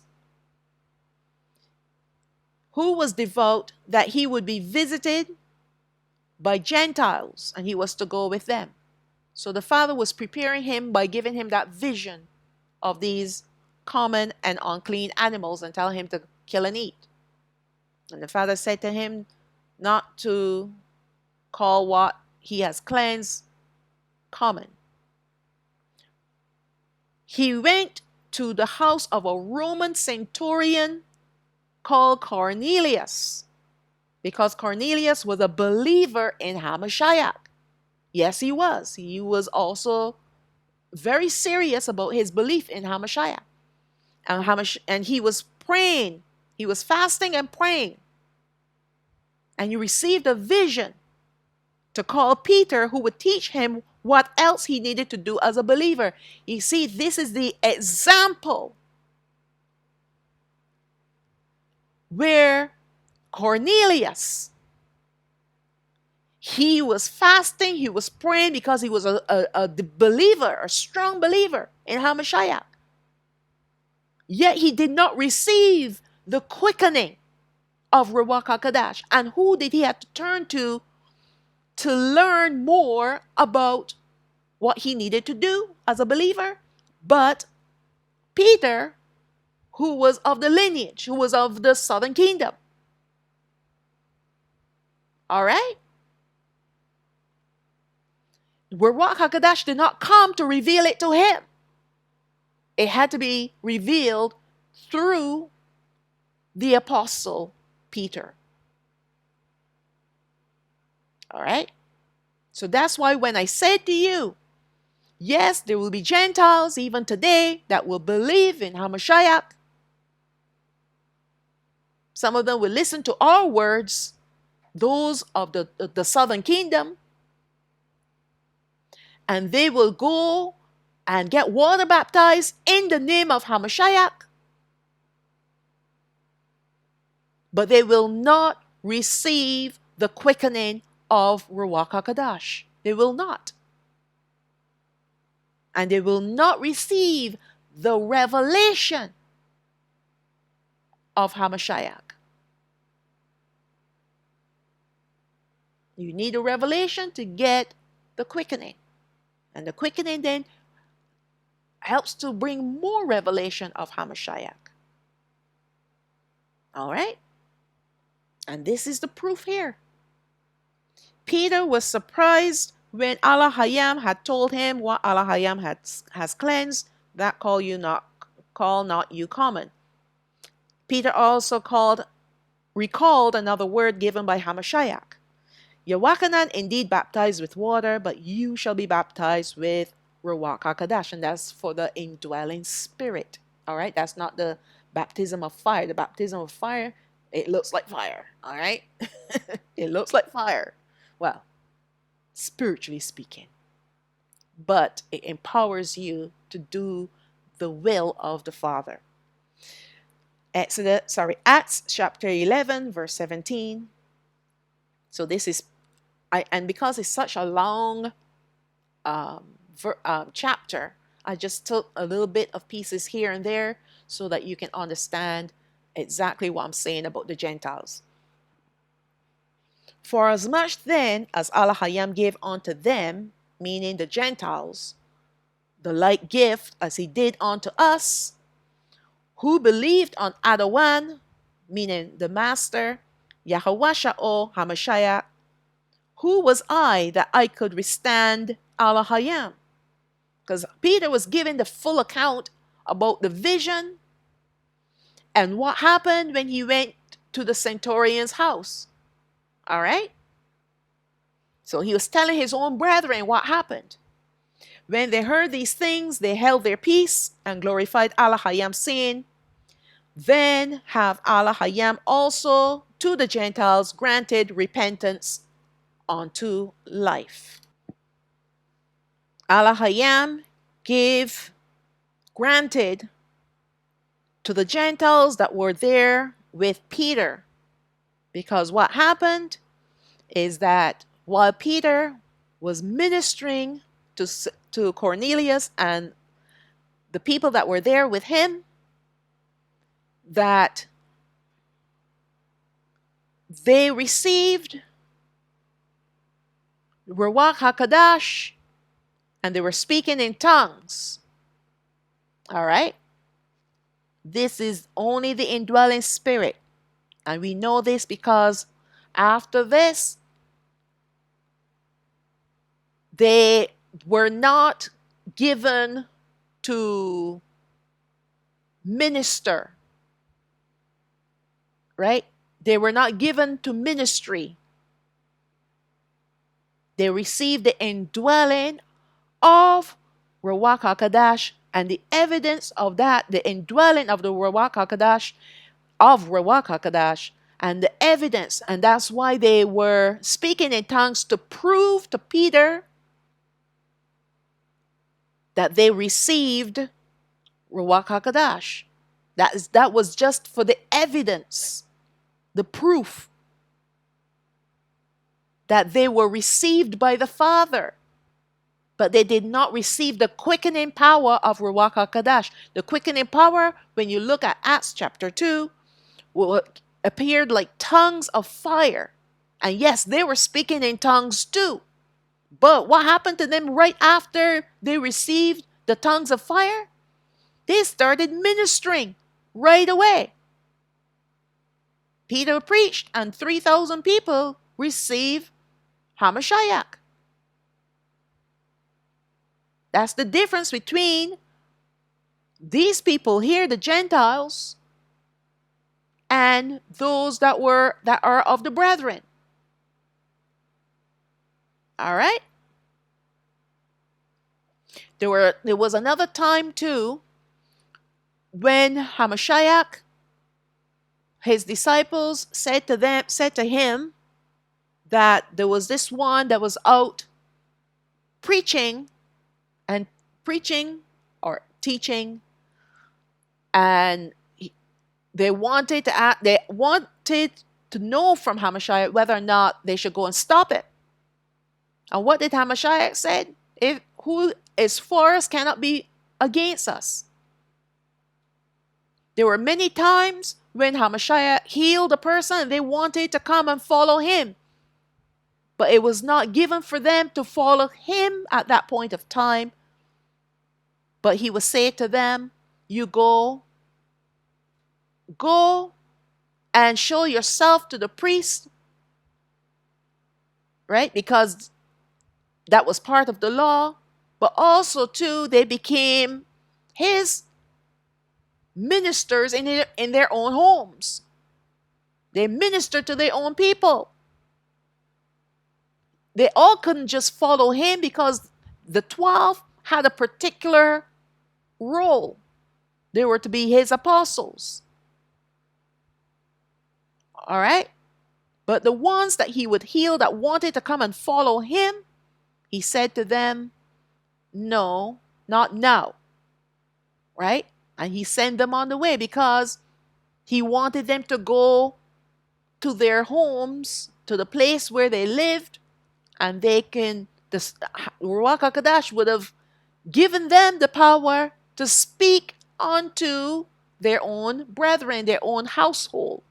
And I'll give you a perfect example of this. The woman at the well, and she was Samaritan, but she was of the lineage of Yaakov, right? She was half Yahweh and half something else. That's why she called him our father Yaakov. All right? Or is it Yaakov? Anyways, Hamashiach spoke to her, and what did she do? Did she not run home and start talking about him? Enough to bring a crowd so that he can minister to the people? This is what he was doing. He was setting up our own people to go and minister to their family, to their friends, to the neighbors, because he was just one person. And even though he got to go many, many places, he had a particular plan and purpose. And it wasn't everywhere that he could have gotten to, because the people, they were dwelling on in darkness. And he was the light that came to the earth. So what did he do? He deposited a little of his light in some of his people that he healed. In fact, not a little, not some, but the people that he healed, that became his followers, he deposited his light to send them back to the places where they came from. And they spoke a word. And that word is like a seed. Remember the man that was healed, that was crippled from youth? And Hamashiach healed him. And what did he do? The Pharisees, they saw him walking with his bed, and they asked him, what's he doing, and so on and so forth. And he said, look, the man healed me and told me to pick up my bed and walk. And the Pharisees came down on him and said, you're breaking Shabbat. You're breaking Shabbat. And they took him to the court before the committee, right? Before the forgot the name of them. The Sanhedrin, I think it's something like that. And they asked him to identify who the person was that healed him. I think he was blind. He was, no, yes, he was crippled. There's so many stories. And he said, well, I don't know who he is. But anyways, long story short, the man ended up ministering to them. And they got offended. They said, who are you to come and minister to us? You're not one of us. You're not a leader. You don't have the credentials. Who are you to speak to us? Are you one of his disciples? Trying to be offensive, right? But they don't understand that they were speaking truth. The man became Hamashiach's disciple. And he went in to the Sanhedrin. That's what it's called, Sanhedrin. And he ministered to them. But instead of them receiving the word, they got offended. Just like the ones that stopped following Hamashiach when he started speaking about eating his flesh and drinking his blood. All right? So this is the way how Hamashiach works. This is the way how Alahayam works. We don't always understand everything because of this mind, this body of flesh that we're living in. And it's until we are free of this mortality, all right, then we can delve into the spiritual and divine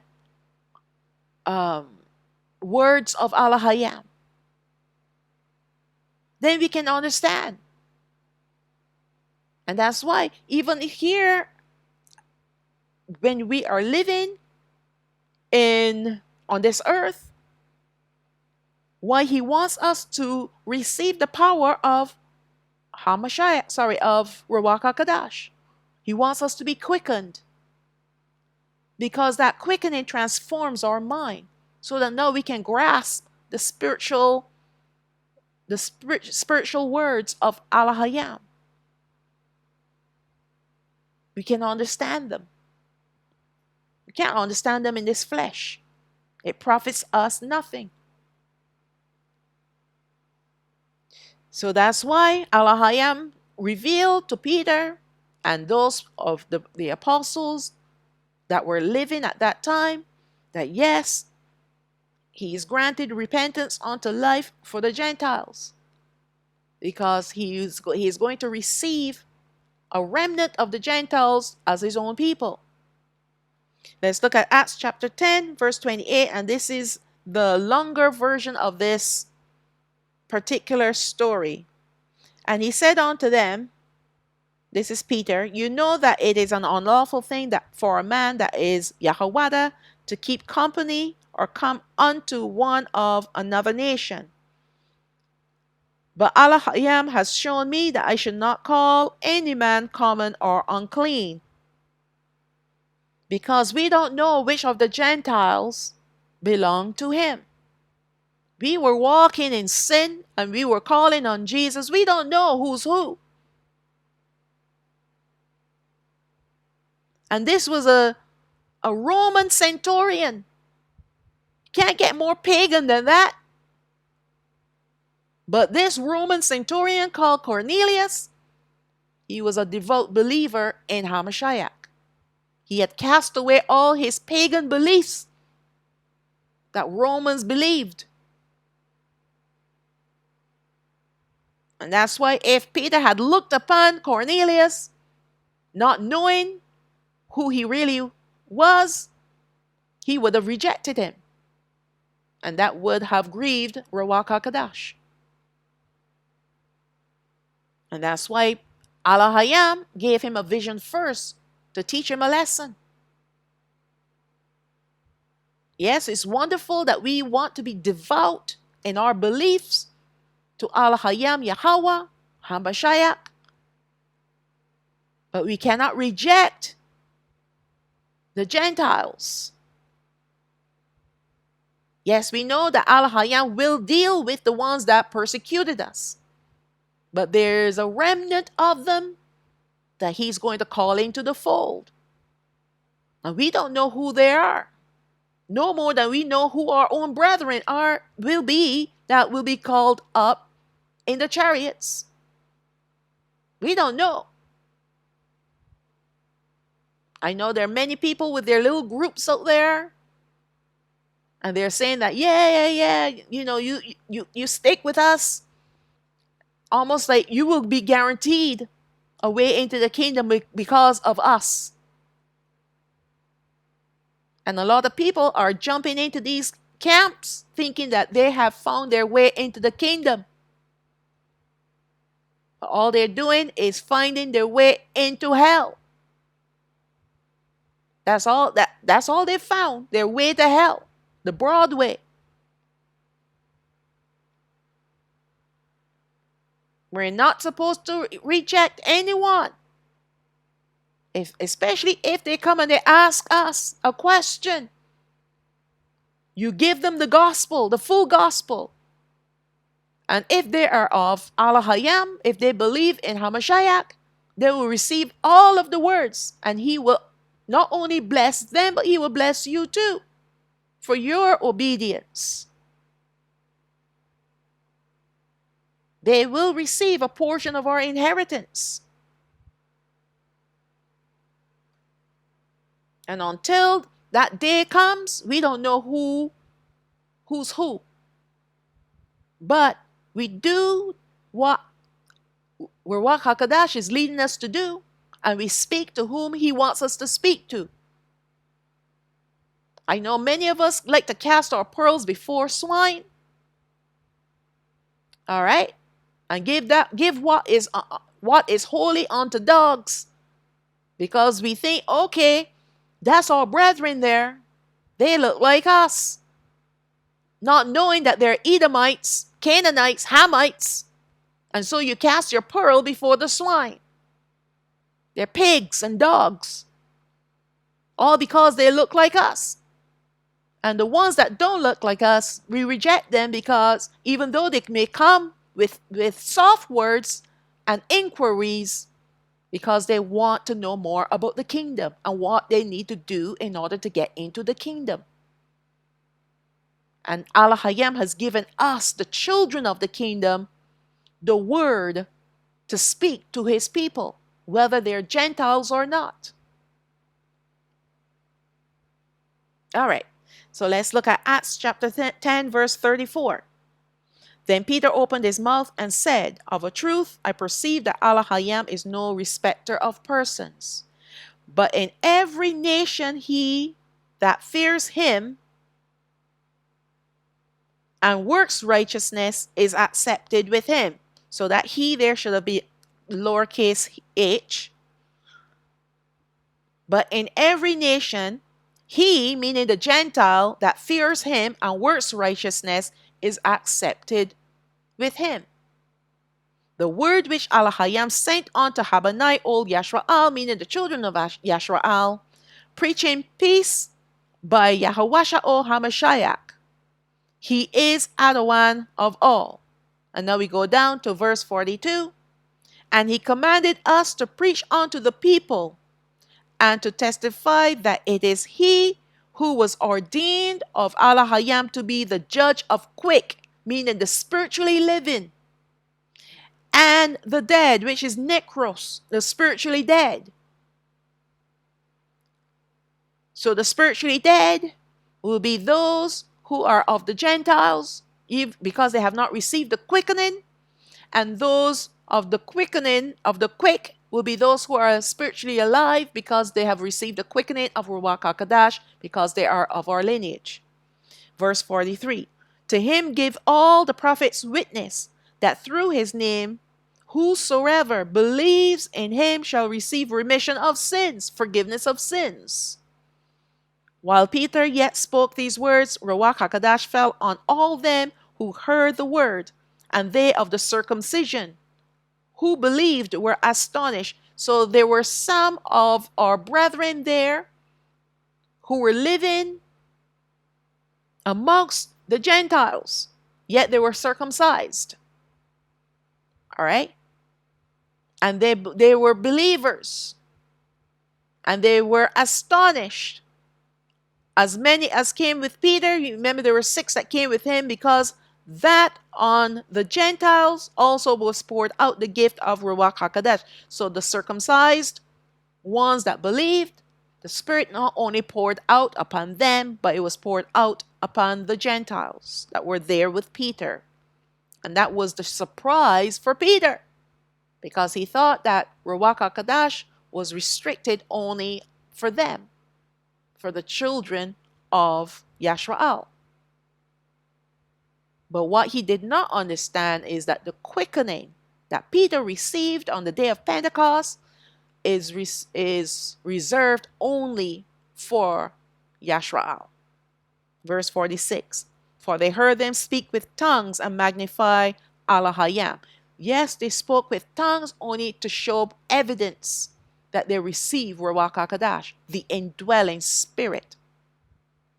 And that indwelling spirit is there to preserve them, to keep them in the way. Then answered Peter, can any man forbid water that these should not be baptized, who have received Ruach HaKodesh as well as we? So now he wants to water baptize them, because that's the next step. And they're sealing their commitment to Alahayam when we receive water baptism. Verse 48, and he commanded them to be baptized in the name of Yahweh.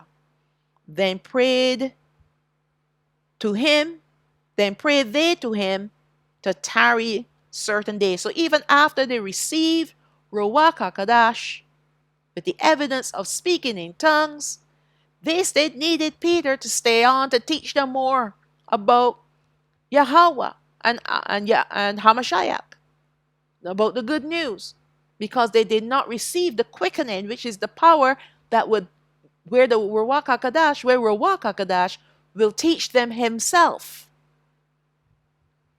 and bring the knowledge himself. They only had the indwelling spirit.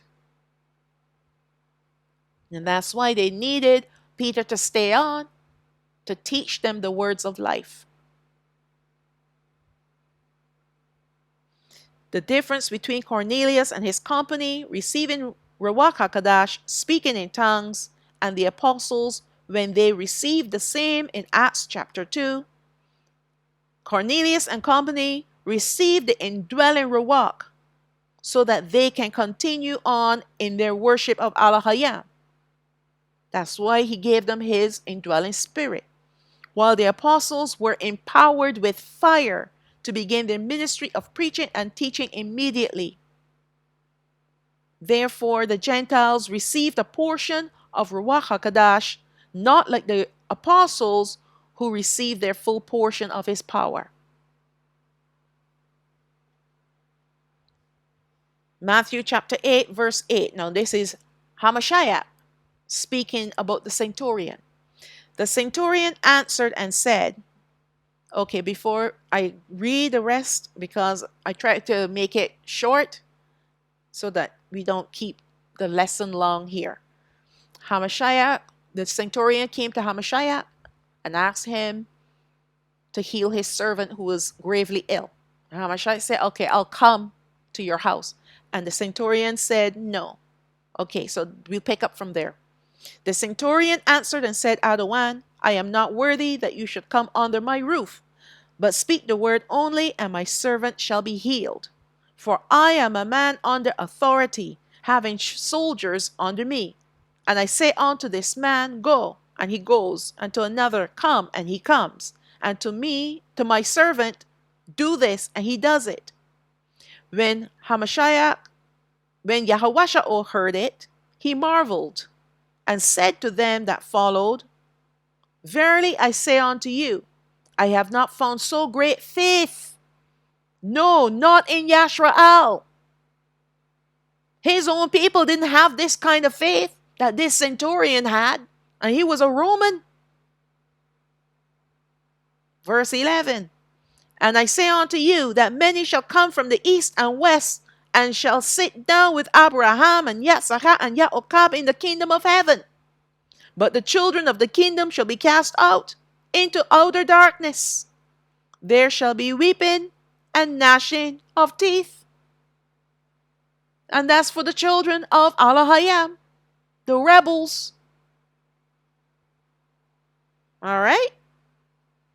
Let's look at Luke chapter 9, verse 57. And it came to pass that as they went in the way, a certain man said unto him, Adawan, I will follow you wheresoever you go. And Yahweh said unto him, foxes have holes, and birds of the air have nests, but the Son of Man has no place, has nowhere to lay his head. And he said unto another, follow me. But he said, Adawan, suffer me first to go and bury my father. Yahweh said unto him, let the dead bury their dead, but you go and preach the kingdom of Alahayam. Verse 61, and another also said, Adawan, I will follow you, but first let me go bid them farewell, which are at home at my house. And Yahweh said unto him, no man, having put his hand to the plow and looking back, is fit for the kingdom of Alahayam, or the kingdom of heaven. That's our home. Now, these three situations that these men put forth to Hamashiach, who then corrected their secular way of thinking, are examples to us today that we cannot put our lives and the duties that come with living in this world before the worship of Alahayam. If you say you want to be a follower of Hamashiach and you believe in Alahayam Yahweh, you're going to have to put everything that is about you behind you and put him before you. There are three circumstances that will render us unfit to Alahayam, unfit for his kingdom. After all, it is all about being fit or worthy to enter into the kingdom of heaven, or Alahayam. Hamashiach spoke to the first man, letting him know that he, the Son of Man, had nowhere to lay his head. The man wanted to follow Hamashiach wheresoever he goes. Yet the temple was not the place of rest for him, Hamashiach. The temple was filled with devils. How much work did he do in the temple? In the city of Yerushalayim. The animals had their places where they rested, but the Son of Man came to find his temple filled with devils and ran by devils. Yet this man, willing to go the length, even if it means rejection. Sorry, let me read that again. Yet is this man willing to go the length, even if it means rejection from the religious leaders? I know some of us come from churches, and some of our people are still in the church. And many of them will say, yeah, I believe that I'm Hebrew Israelite, and I'm this and I'm that. But they still go to church every Sunday, worshiping the sun God. Why? Because if they step out and say to their pastor or the leader of their church that, hey, we're heading down the wrong path.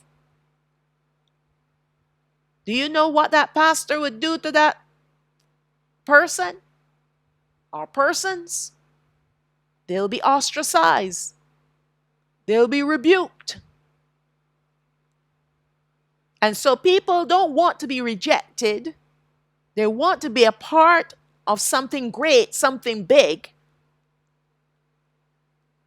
And that's why many of our brethren, they go into these large congregations because they want to be a part of something big. And even though they know the path that they're heading down is the wrong path, and they can see the errors in that place where they're living, where they're worshiping, they're still going to hang in there. They're going to go down with the ship. Because they don't have what it takes to step out in faith, believing in Hamashiach and walking in his word. Even if it means that they have to leave the comfort of the church or the congregation that they're in, they can't do it. I know many people that are like that. Many people. They will come and tell you, oh yes, I have a word.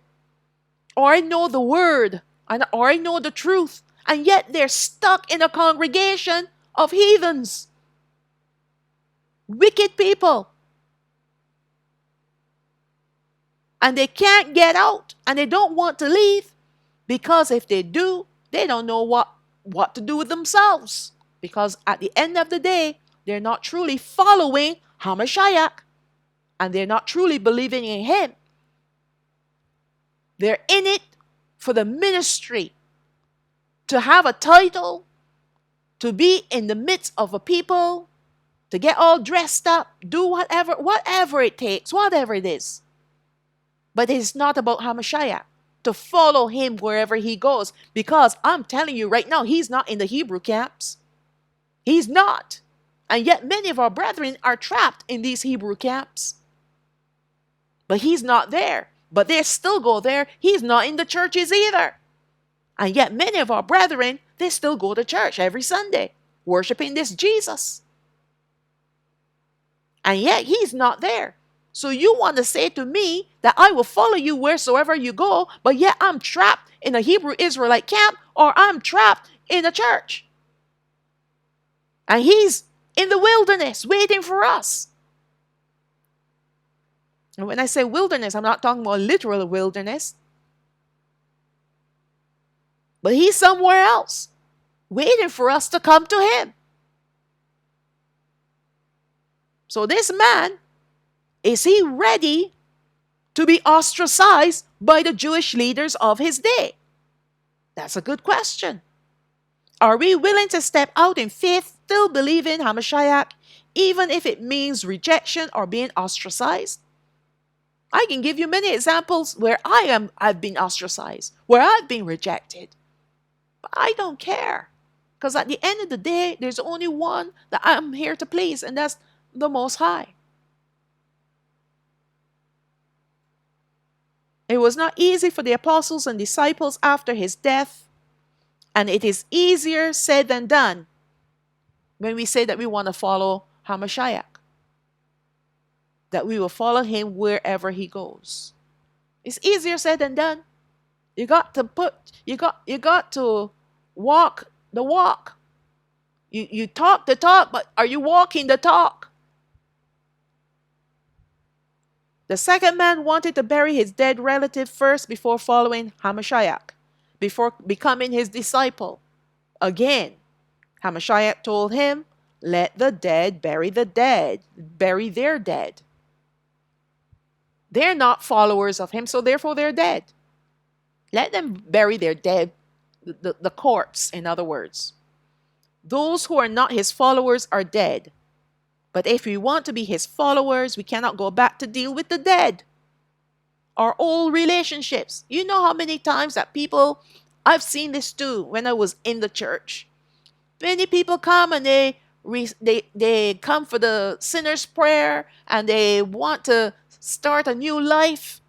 and they make a lot of promises, and then next thing you know, they go back home shacking up with a man or with a woman. You want to live a nice, clean life after you say that you receive and you believe in, well, back then it was Jesus Christ, right? But nevertheless, they didn't think that it would extend towards their lifestyle. Just words. Going partying, drinking, smoking pot, all kinds of things that people do. I remember I was watching this person that has a channel, a YouTube channel, and they had a very interesting topic, and I clicked on it. And, you have them dressed, their head all bound up because they're calling themselves by one of those Israelite names. But I watched the guy. I watched the guy, and the guy was there pulling on a cigarette and pulling hard on a cigarette. I said, "What in the world is this?" And of course, I was no longer interested in what he had to say. I clicked off. The Father didn't call chimneys into his kingdom, he's calling his children. And you there smoking cigarettes hard, and trying to preach a word. You have the wrong spirit. You have the wrong spirit. Then you got some that walk around with tats on their body. Yes, when you were a sinner, you went and you got the tats. But you know what? If you're going to come before the brethren to preach the good news, you cover yourself up. People don't need to know that you've got tattoos that you need to get rid of. The first chance that you get rid of them. But no, you see them with a big old tattoo on their chest or their arm or what have you, and they're preaching hard. I'm not interested in listening to anybody that's walking around with exposing their tattoos. That tells me in their minds that they don't see anything wrong with a tattoo. When in the scriptures it says clearly, I think it's Leviticus chapter 23, you should not mark your bodies. Anyways, going off topic a little bit, but those are just examples of people that say, "Oh, yeah, I want to come and follow you, but I need to go back and deal with this situation." Of course, he's not coming back. He's not coming back. Yeah, there were so many times, right, when I was in the church, as I was a leader in this Pentecostal church, and people come up to the altar for prayer, and they say they want to give their life over to the Most High, and they're all excited. Yes, they have a new life, and next Sunday you don't see them, and the Sunday after that, and the Sunday after that, and then you hear that they're back out in the world. They're back out, doing whatever they're not supposed to be doing. Seen that time and time and time and time again, over and over. All right? They go back to their old ways. They go back to their old life, which was dead in the first place. Right? Which was dead in the first place. I can tell you so many examples of this scenario. Our focus and our attention must be Hamashiach first and always. Now, the third man, like the second man, wanted to return home to bid farewell first to his family. Hamashiach's response to him, "No man putting his hand to the plow and looking back is fit for the kingdom." Why? Because it means that we have left the desires of our heart behind, which will be in full conflict with our plan to go forward to follow him.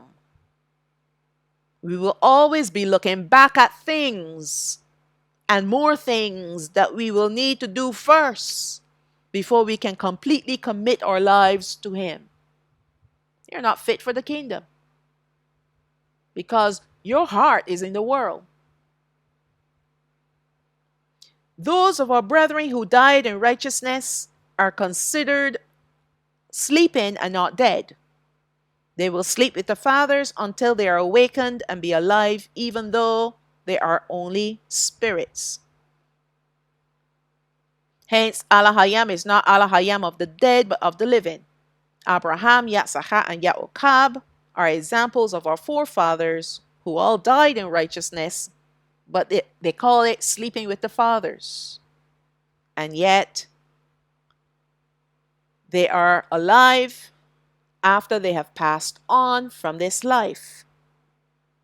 So let us now see the miracle of how the physical body will reunite with our spirit when we die in righteousness and are resurrected to life.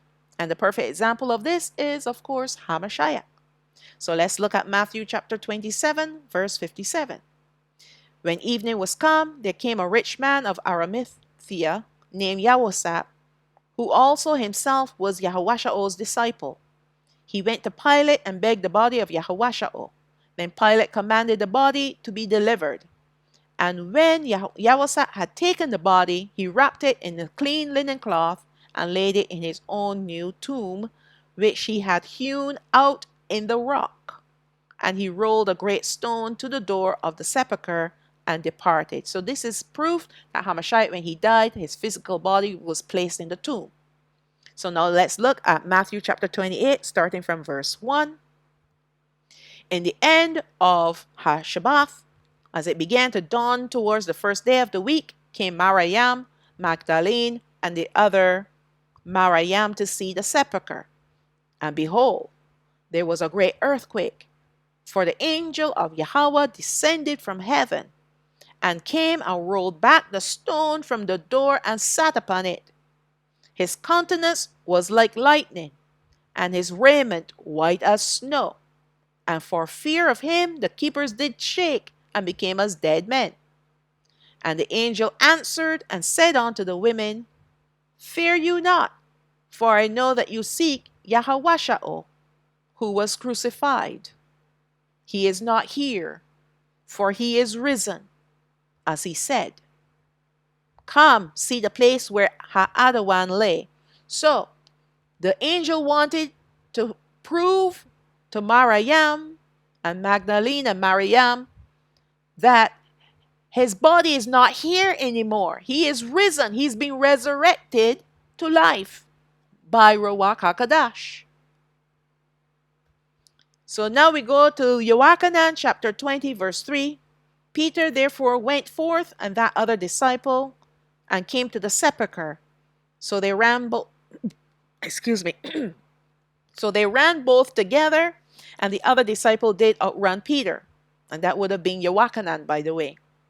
And came first to the sepulchre, because the women came and told them that the body was gone. So they went to see for themselves. And he, stooping down and looking in, saw the linen cloths lying, yet went he not in. Go down to verse 19 of the same chapter.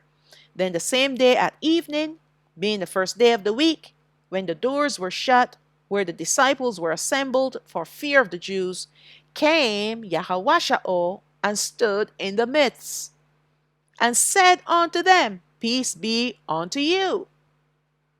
And when he had so said, he showed unto them his hands and his side. Then were the disciples glad when they saw Adawan. So he proved to them, I died, and now I have risen. Here's the proof. See my wounds. We see a perfect example of the resurrected to life body in Hamashiach. He died, and his body was laid in a new tomb for 3 days and 3 nights. When he rose from death, his body was reunited with his Ruach. We know that when he died, he went to preach to the souls in prison during those 3 days and 3 nights, specifically those who were from the era of Noach. So it is this part 3 where he would preach, where I spoke about him preaching to the souls, to the spirits in prison, to the souls in prison. It's not in part 2. They were the only group of people from that period of time that Noach, who had died, sorry, they were the only group of people from that period of time of Noach who had died that Hamashiach purposefully went down to speak to them about the good news for the full 3 days and 3 nights. Who were these people? And why did Hamashiach go to them? So if we're going to look at the resurrection of Hamashiach, we first have to look at his death. And if we're going to look at his death, we have to look at the fact that he was dead for 3 days and 3 nights. And we also have to look at the fact that Peter said that he went to the spirits in prison for those 3 days and 3 nights to preach to them. So we have to find out now why. And we know the era of which these souls, these spirits came from. It was the era of Noach. So we're going to see something that is an eye-opener. 1 Peter chapter 3, verse 18. For Hamashiach also had once suffered for sins, the just for the unjust, that he might bring us to Alahayam, being put to death in the flesh, but quickened by Ruach HaKadosh. So you see, he was already living even though he had died. And that quickening also brought forth the resurrection to life, because he, Hamashiach, is the resurrection and the life. Verse 19. By which also he went and preached unto the spirits in prison, which sometime were disobedient, when once the long suffering of Alahayam waited in the days of Noach, while the ark was a preparing, wherein a few, that is, 8 souls, were saved by water. So we know Noach and his 3 sons and their wives made up a total of 8 souls that were saved in the ark. So who are these spirits in prison? They came from the era of Noach, and they were called disobedient, yet Alahayam was long-suffering towards them. He kept them in prison. These are the only people that were not allowed to go to paradise, or were not allowed to go to the throne room, or anywhere else, but they were placed in a prison, a holding place, to be kept until this point of time when Hamashiach himself was going to go down and preach to them the good news. So to answer the questions about the spirits in prison, we have to go to the Apocrypha. This group of people by Peter, tongue-tied. This group of people spoken of by Peter were called disobedient, yet Hamashiach went down to preach to them. So let's see who they are or were. So we have to go to the second book of Adam and Hawa, chapter 20, verse 14. And the sons of Cain, who worked at all of this, shone in beauty and gorgeous apparel, and they gathered together at the foot of the mountain in splendor, with horns and gorgeous dresses and horse races, and they were committing all manner of disgusting acts. So let me give you a backdrop to the story quickly. The Cain, when Adam and Hawa sinned, Alahayam took them out of the garden of Odan, which was on a mountain, and placed them on another mountain to stay there, to live there in a place called the Cave of Treasures. They bore their children there, but Cain killed his brother Habal, and when he did it, he ran away. He became he ran away, and he went down to the mountain. All right, he went down to the valley of the mountain, and there he took his sister with him, and that's how they procreated, and they made children and that's how they multiplied. Whereas those on the mountain, it was Sawaf, who is Seth, who multiplied on top of the mountain. They became worshippers, all right, of Alahayam. And they fasted and they prayed and they worshiped Alahayam. I'm going to see some things spoken about them. But they were never to come down from the mountain to go and, assimilate themselves amongst the children of Cain, because they were wicked. The fallen angels went into the daughters of Cain, and that's where the Nephilim spirits came in, through them. All right?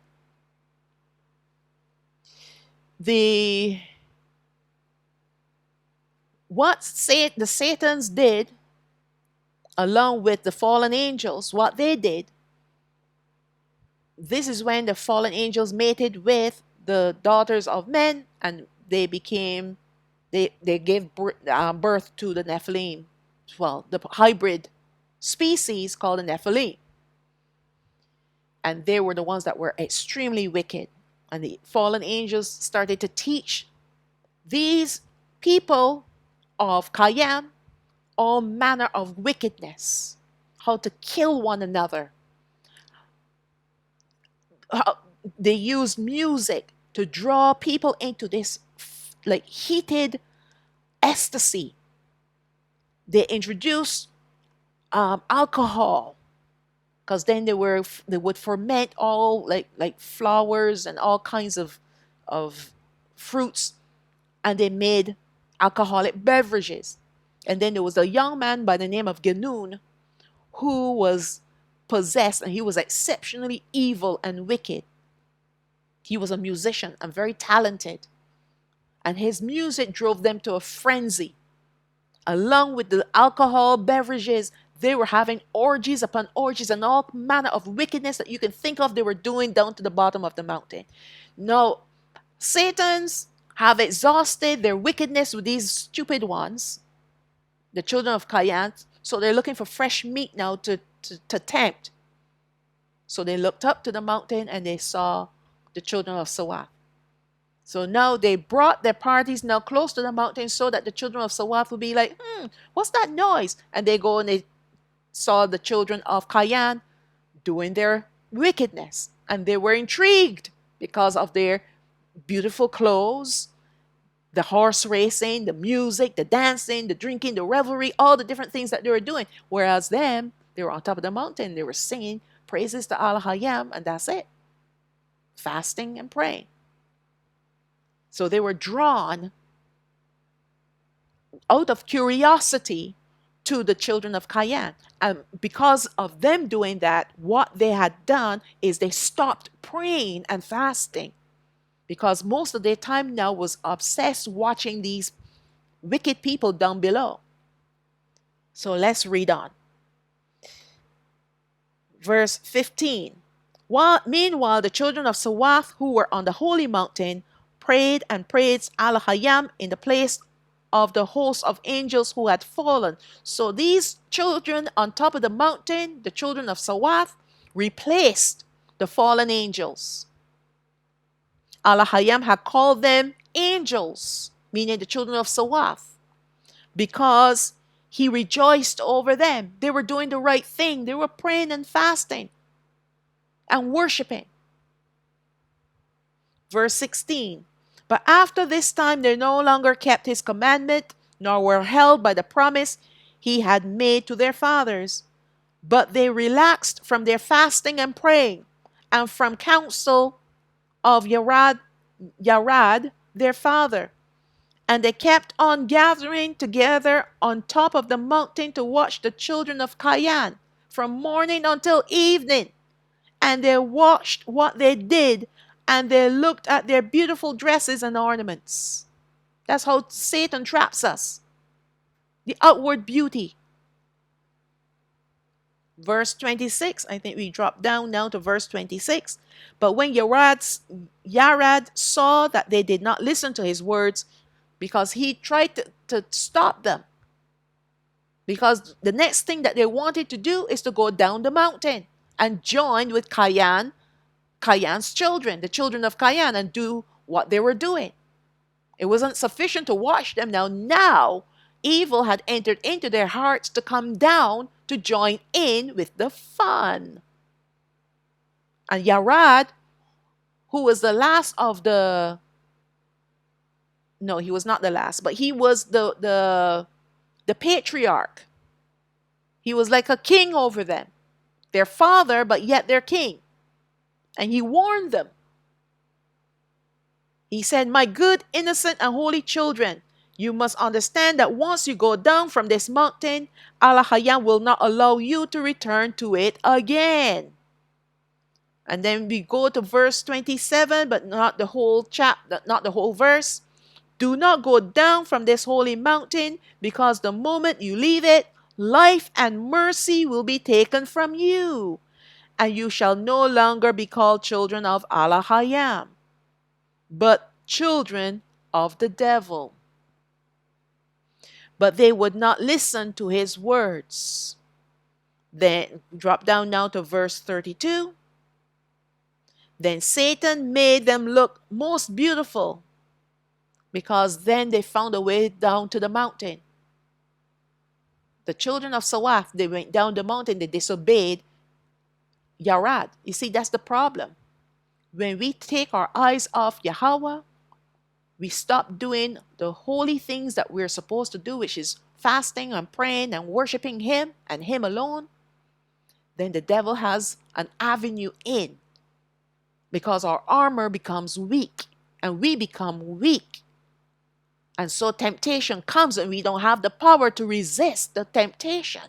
And this is what happened to the children of Sawath. They stopped worshiping. Then Satan made them look most beautiful before the sons of Sawath, as he also made the sons of Sawath appear the most handsome in the eyes of the daughters of Cain, so that the daughters of Cain lusted after the sons of Sawath like ravenous beasts. And now we jump down to verse 33. But after they had fallen into this defilement, these are the children of Sawath,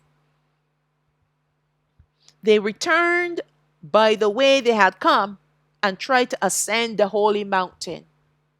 You see, they had their fun and they're like, okay, ready to go back home now. I'm tired of this. It's not as sweet as it looked or as I had hoped it would be. I did the deed and it makes me feel dirty, actually. And so they tried to find their way back up the mountain, but they could not. And they tried to ascend the holy mountain, but could not, because the stones of the holy mountain were on fire, flashing before them, so that they could not go up. And that fire that was flashing before them, it would have killed them too, because they were disobedient. So these were the ones that were disobedient. These were the ones that when they died, their spirits went into prison. And these are the ones that Hamashiach went down to them to reveal himself to them. Why? Because originally they were called the angels of Alahayam. They made a stupid mistake. They went down the mountain. How many times have we made stupid mistakes? And we asked for forgiveness. They would have asked for forgiveness because they realized how wrong they were. And it's because of their asking for forgiveness that when they died, Alahayam put them in a prison to await Hamashiach when he came down for those 3 days and 3 nights. These are the ones that he preached to. These particular ones, because after this group, another group went down, another group went down, until there was only a handful of people left. And then Alahayam instructed Noah to build the ark, because by that time his father, which was the last of the patriarchs besides Noah himself, had died. And Alahayam wanted to cleanse the earth from the wickedness of Cain's children and the fallen angels and their offspring, the Nephilim. These children of Sawath, although disobedient to their father Yarad and to Alahayam, were killed. Yet Alahayam still loved them. They were repentant of heart after they realized their mistake. Yes, they made a mistake. They had to bear the consequences. They couldn't go back up the mountain. That was their consequence. And they had to die in the valley. That's a low place to die. They tried to return to the mountaintop because they did not want to remain with the children of Cain. But the fire killed them when they tried to go up. You think that fire was flashing just to warn them? No, it was there to kill them because they were disobedient. And he said, enough is enough. I don't even want you procreating with these devils. So he killed them. It is these ones who were escorted to a prison to await the time of Hamashiach when he would preach to them, giving them a chance to choose to follow him or not. These are the only spirits that Peter could be referring to as the children of Cain were wicked. All of them were wicked. Cain was wicked, so all of his offspring were wicked, evil. And that's why the Satans and the fallen angels had a field day with them. This is the mercy of Alahayam, that although we make mistakes through our own foolishness, he will still allow us to bear the consequences, yet he will forgive us if we repent. Same thing with what happened to Dawad. Dawad slept with another man's wife, and then when she became pregnant for him, he grew afraid, and he put the husband, Uriah, at the head of the battle so that Uriah could die. And he thought that his problem was solved, right? No, he was wrong. And Alahayam punished Dawad by taking the life of his son, which came from the same wife of Uriah. But Dawad he repented. He repented. The first day of the week, Hamashiach's physical body disappeared because it was reunited with his Ruach body. It will be the same for these martyrs and our righteous forefathers when they are resurrected to life. We saw that example in the two witnesses as well. To be like the angels in heaven, not marrying or giving in marriage, but now their sole purpose will be to serve Alahayam as priests and ministers day and night in his tabernacle. That means continuously. There's no more day or night. Because they have been resurrected to life, the second death will have no power over them, as they will now have eternal life. The second death is for all those condemned to spend eternity in the lake of fire. Those that are awaiting the white throne judgment will not know their judgment until they're judged. Therefore, there will be some who will escape eternal damnation and narrowly make it into the kingdom with us, while the rest will not. Those that make it into the kingdom after the white throne judgment is called the second resurrection. The first resurrection is made only for all of the righteous souls of Yashrael.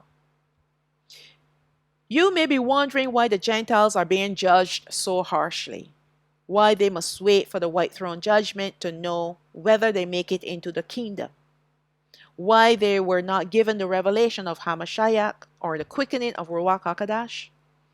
As we have discussed before and on other occasions, the lineage of Yashrael, going all the way back to Adam and Hawa, were chosen before the foundation of the earth was laid. Being chosen comes with the hardships and persecutions that Gentiles could never endure.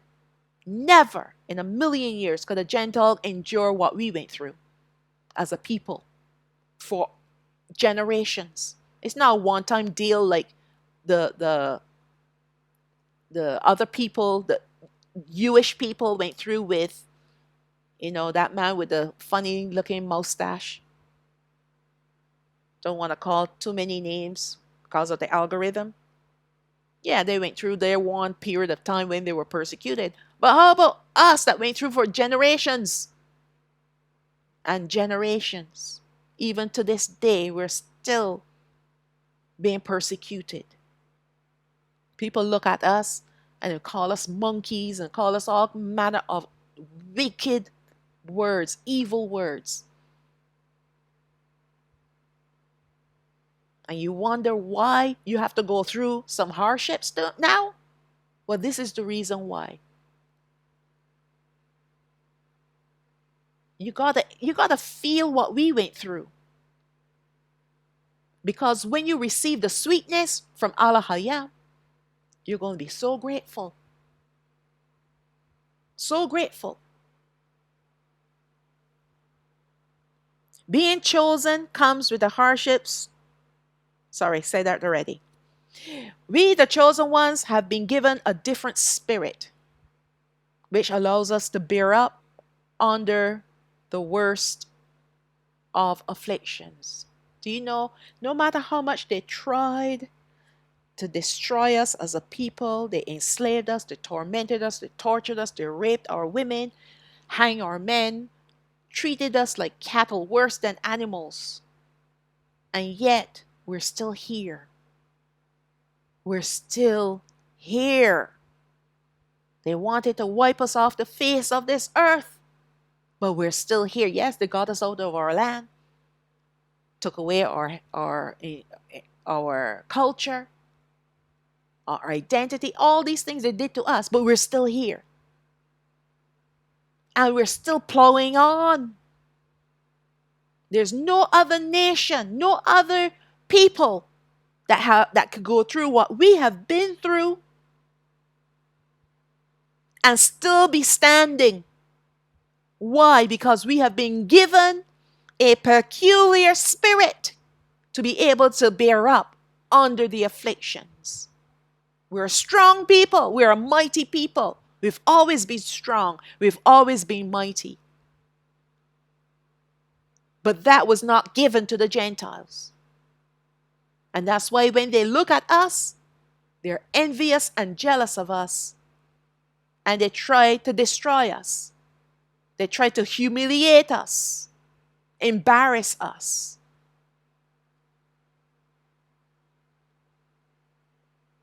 And those are the bad ones. I'm not talking about the righteous Gentiles. But that's why we are who we are today. And that's why when Alahayam comes for us, all of our troubles will be over. There's nothing more for us to go through. Once the southern kingdom is regathered, there's nothing more for us to go through. That's it, forevermore. Once the northern kingdom makes it into our land, the righteous remnant, that's it for them too. In fact, even before they make it into our land, when Alahayam calls them to be walking in a perpetual garden, that's it for them forevermore. And that's why we have to have the quickening. All right, so that's the ending of this part 3. This is a marvelous, marvelous study. Part 4, we're going to start to look at the war of Gog and Magog. Some interesting things there as well. So we're going to end with the blessing for Yashwa'al, taken from the Barayam, chapter 6, verse 24 to 26. Deuteronomy chapter 6, verse 24 to 26. Yabarakak Yahweh wa Yashamarak. May Yahweh bless you and keep you. Ya'ar Yahweh panayo alayak wa yahanak. May Yahweh cause his face to shine upon you and have favor upon you. Yasha'a Yahweh panayo alayak wa yosham lak Shalawam. May Yahweh lift up his face upon you and give you peace. And now I'm going to recite the command that we are supposed to repeat when we lie down and when we get up, when we go out and when we come in. And it's taken from Deuteronomy chapter 6 verse 4 and 5, Debarayam chapter 6 verse 4 and 5. Shama'o Yashwa'al Yahweh Alahayana Yahweh Achad Wa ahabath ath Yahweh Alahayak. Bakal babak wa bakal napashak wa bakal ma'adak. Hear, O Yashrael, Yahweh, our Alahayam, is one Yahweh, and you shall love Yahweh, your Alahayam, with all your heart, and with all your soul, and with all your might. And with that, I will say, Shalawam, Shalawam. All praises to the Most High, Abba Yah.